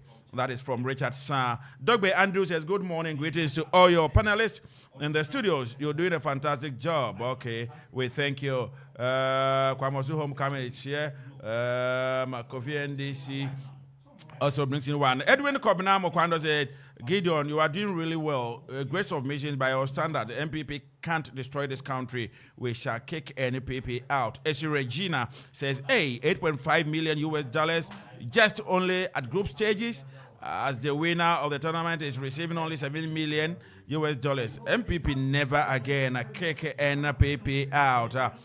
Too hype cappuccino. Greetings to your panelists on the show and Calvin for the good job. Let's all join hands and vote massively for His Excellency John Dramani Mahama and John Evans Kumoji as MP for Akropong-Akuapem, and don't forget the all Red Valentine's Day party. Okay, and okay. I think these are Palm Plaza. Also, greetings to all your panelists in the studios. AstroTurfs are good, and we should commend the government for this initiative and pray that the next government put in more effort to add another sporting activities and not forget that on the 14th. Okay, I have that. DJ Omale and Wayosi, they were my friends when I was in Goso. How are you doing, DJ Omale and Wayosi? They are saying Ghanaians will never sell their color television for black and white because they've seen the good works of President Nana Addo Dankwa Akufo and his Vice President Dr. Mahmoud Bawumia administration. The coming back of John Mahama and his NDC party is a suicidal and scary. Any DJ Omale, anyway, Yosi. And so they are, hey, old good friends. Well, hello, good morning. Hello, good morning, otafregya. Yes, my boss. Where Kasola, I'm Apreku, Kasola, Mampo say. Yamiado Mumbai when he go Yeah, the body I say, Kasoma Entio. You need the kind of Nigia, what we got for Nigia, near Clinton, and the boy. Okay. Then the Mama Chiano, and to my Budima, Ghana, and Luka. Okay. Then Nigia, honorable lawyer, Sami Euku. Consideration. When America Abuaji Kasa, because no Kasi the far. But say about we and Kwana Yako tournament. Who share data who could be a point to qualify our Belgium. About we and it's about Kase, she can't say Kaya because you never could be and look at the Zoa in Naya and you move that she can't catch you. Or if you want to catch a even over Anna, your minister, by sports minister by a car says, can I on the point of the car and won't stand by a man with any of one about so just a baby about the quite a tournament. Woman to the tournament, she can't be a moment country and indeed, one more about we any minister about so. Oh, my, I just said, what tournament she can't be cut, no, to fine, you don't want to say. Now, we should make a regular. I don't know, I ain't even before you ever been to the other two about it. I don't know anything in the kind of assurance to answer. The English are better to do a Ghana and UMPP. And if you never follow, I don't ever been to answer about it. They are about we buy one what is the papa in terms of rules about we are here Ghana. And it's not bad. After that, I won't come to me. To quality, Shabba will to Sukra, about to bar. A big sofa so there. Also, I was Ama, someone baby crown mobile, and now we I'm a bigger baby, I'm a boy tonight, I'm not to learn a baby up for and then map and baby and the baby kind. And if you have we have to sell other things because football are them or Ghana, and if you all this idea, I bet you should send a baby.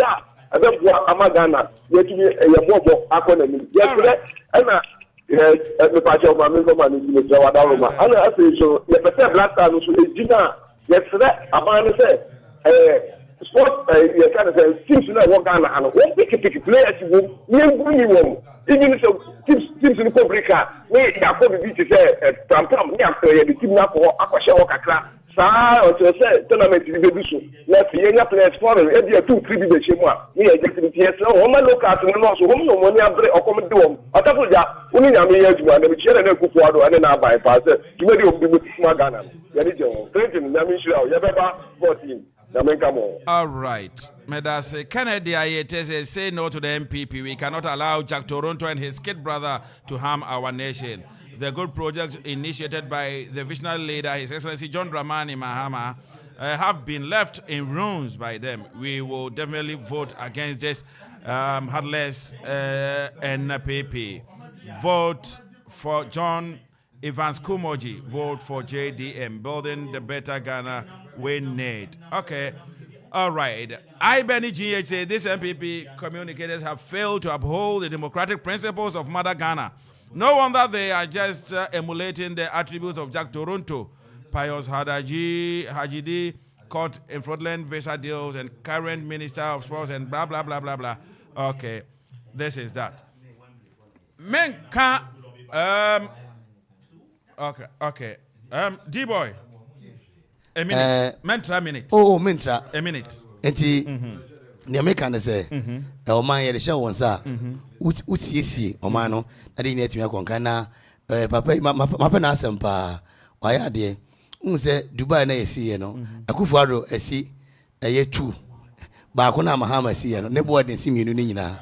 Till Akuffo, see, ɛyɛ interchange no baako mienu bi dan me picture kura kyerɛ Pokuase de yeah wasi two we ne mahama nkwa esi ye no ne boy den se mienu ne nyina enti omo kasa omo susu na Ghana fo esika omo hye da mu ye ko mu sa okay omo hye da mu nipa ko mu sa o say aha hey boy me da say yes over 1 minute over 1 minute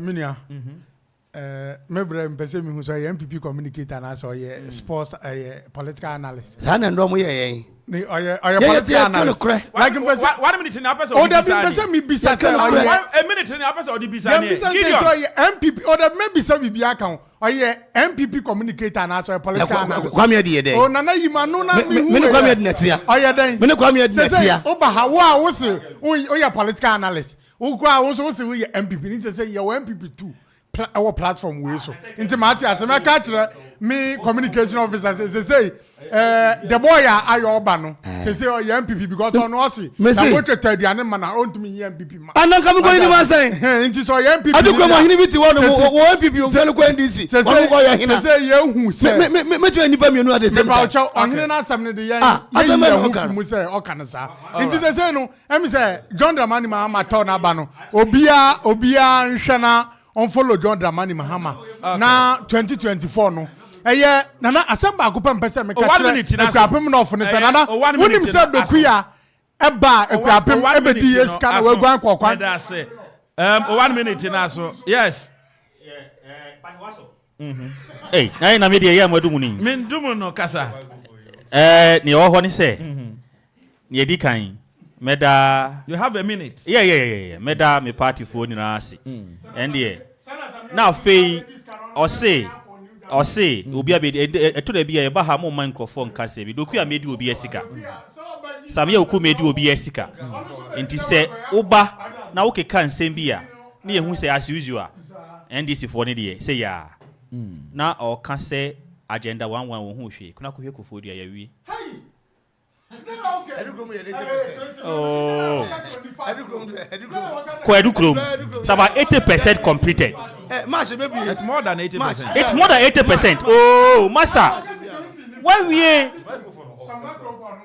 Aha. Need you know for the one no. Edukrom. It's about more than 80% complete. Is this complete? I didn't hear 80%. 90% complete. The camera go say 80 million. Hey, now what does that mean? Go to Kofodia. Go Kofodia. But where we? Gideon. Aden. Oh, say how. Kofodia. It has been completed. You should go and check. Catch Kevin, don't go check you. Catch Kevin. He's a journalist. If he is putting that factor, you should go there then check. Say opposite Jan sports ne to her. Uncle Kofodia. And that one. You should take his camera over there and check it whether it has been completed or not. That's agenda 1 sports stadium. You got it? Sports stadium. Aha. Are political and so Kevin. No. Karachi. Na political show no so no. You say sports in political show said the D-boy Kevin. Sports in Yawie. That said D-boy Kevin. I don't know so come in this yes sir. Kevin Kasa. Kevin Kasa men this ka. Said no what Kasa o say D-boy can be.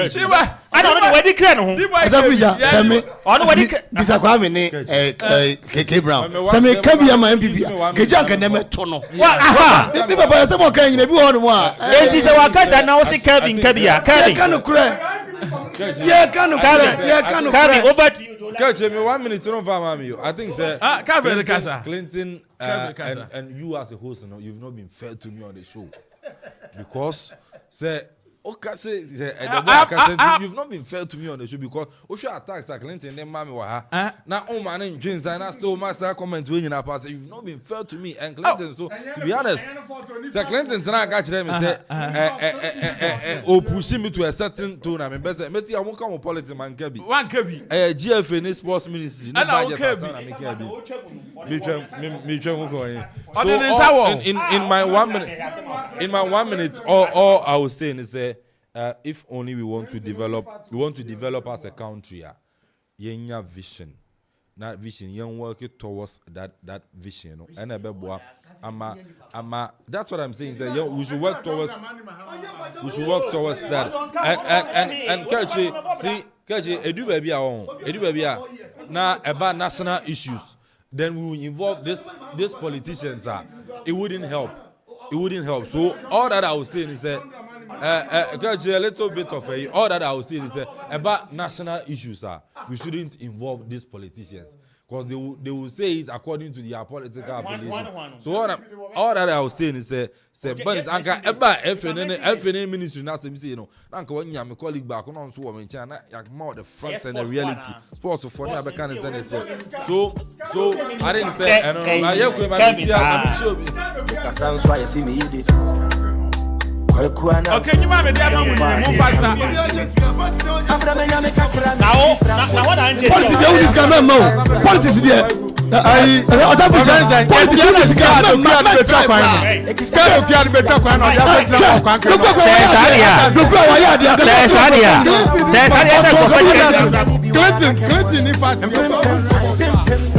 Okay.